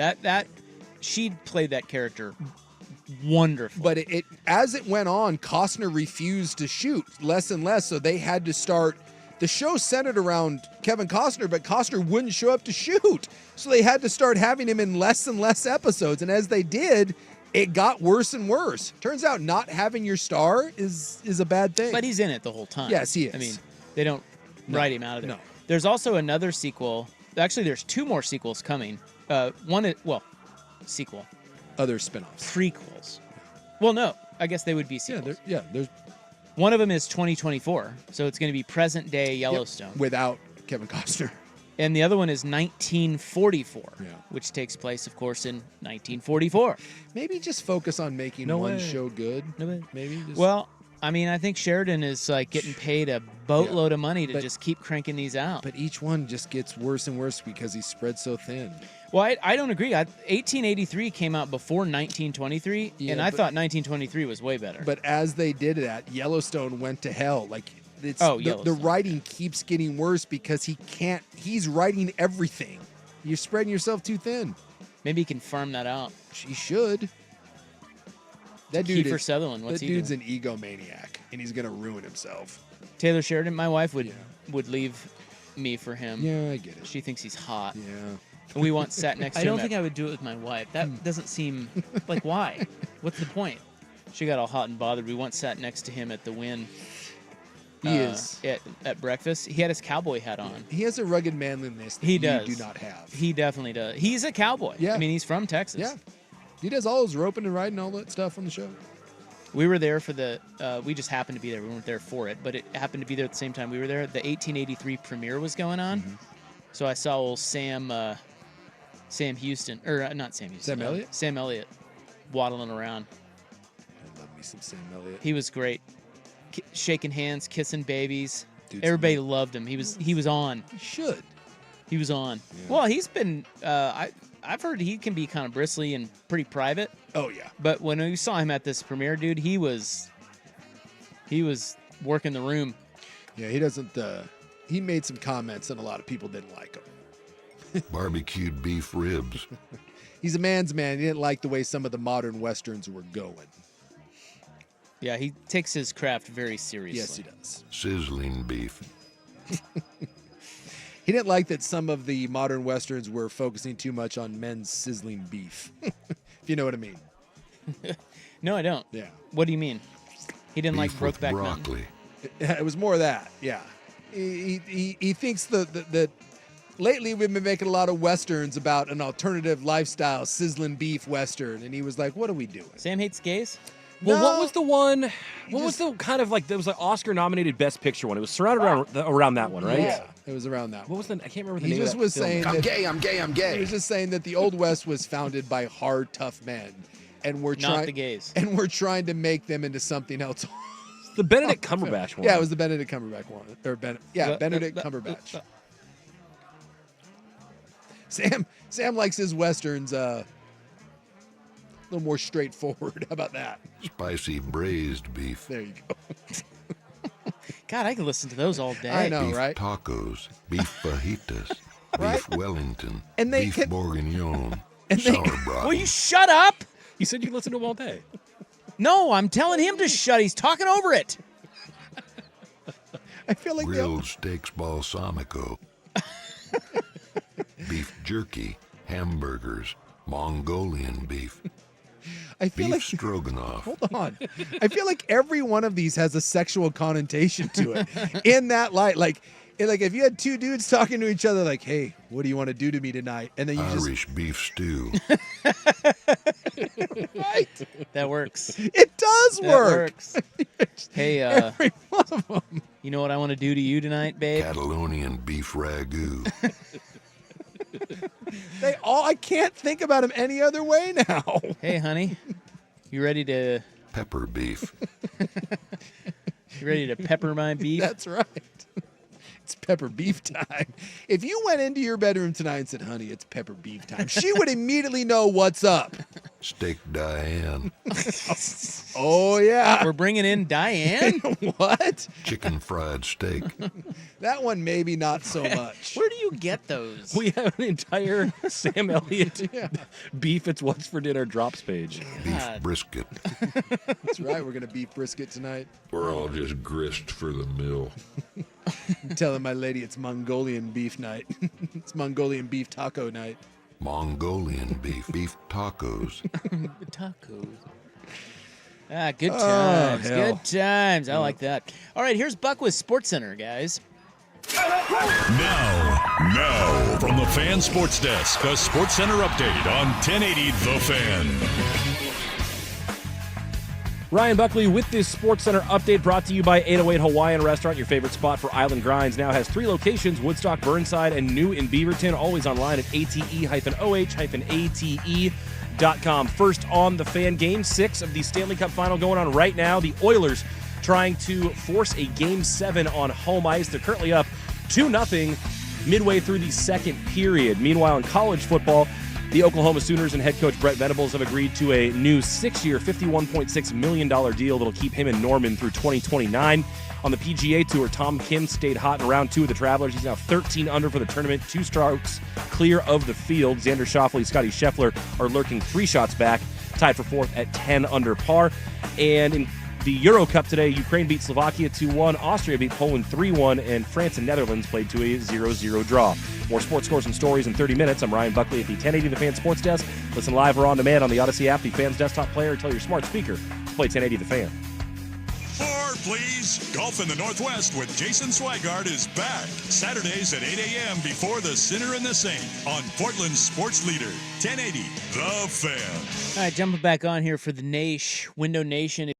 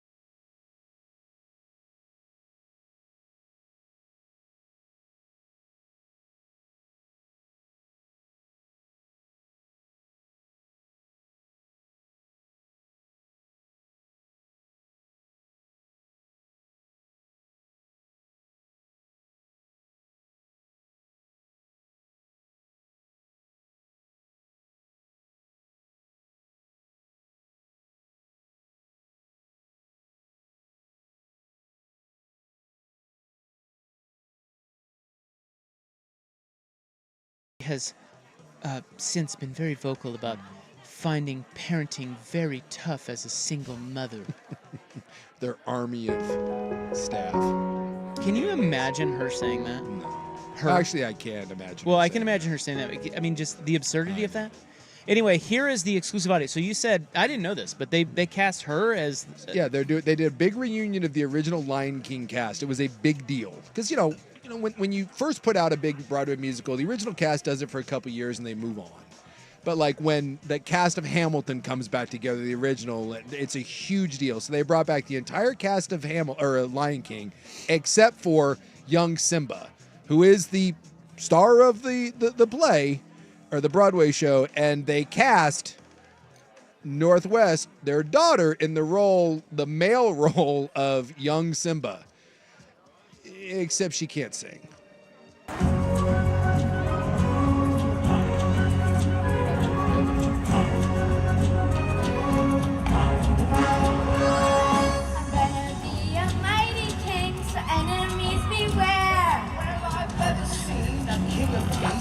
Quite so little. I better be the main event when no king was before. I'm brushing up, I'm looking down, I'm working on my role.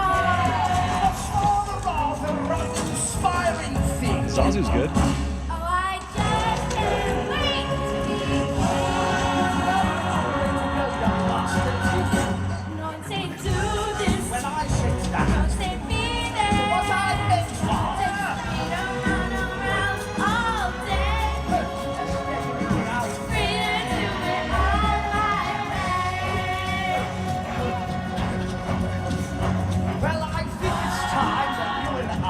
Arrange the heart to heart.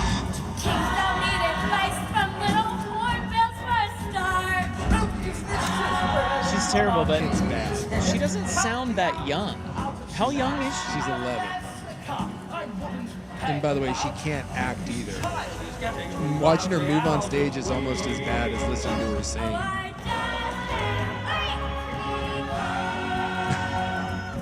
I mean, it's Northwest. Yeah. All right. And then everyone had to come out and like be like, please take it easy. She's 11, and other people were like, dude, you can't be in a major Broadway production. Like they were saying, like it wouldn't even make like reviewers are saying that's like bad local community theater. Right. And they were chastising like the parents, being like, dude, your kid, like you're setting your kid up to be a laughing stock. They like, don't care. No. Someone saying, audience, I paid how much for this ass? And yes, those were very expensive. Listen, I mean, it's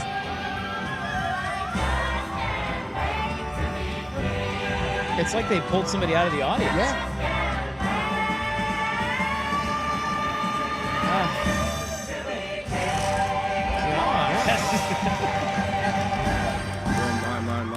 I mean, yeah, this says Northwest. Okay, so if you look her up on Wikipedia, yeah, it calls her a musician.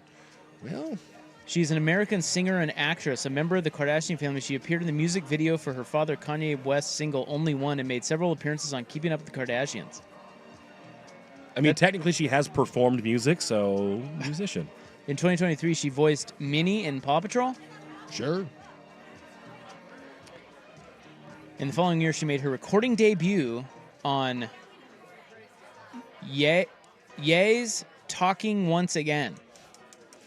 Is that right? Yay? Yeah, yay. Because this one is Y Money. Kanye. And a I money don't know. sign. There's Yeezys and Kanye. How is a guy supposed to keep up with this? I don't know. It's like what Diddy's called. I don't know. So what's his actual name? I mean, I know his Kanye. name's Kanye West, but what does he go by now? I think he just goes by Ye. I mean, I think he's Kanye, but goes by Ye. It'd be like if you're Isaac, but also went by Ike. But he has Yeezys. Yeah, I don't know. Dude. All right. I just I don't care. Why do I even? He's an idiot. How about that? Yeah. And He seems it. And he's insane. All right. We'll be back and wrap up this godforsaken show next on The Fan. As the NBA draft approaches, the Blazers work out the stars. Let's say you want Cody Williams, but you also want Don.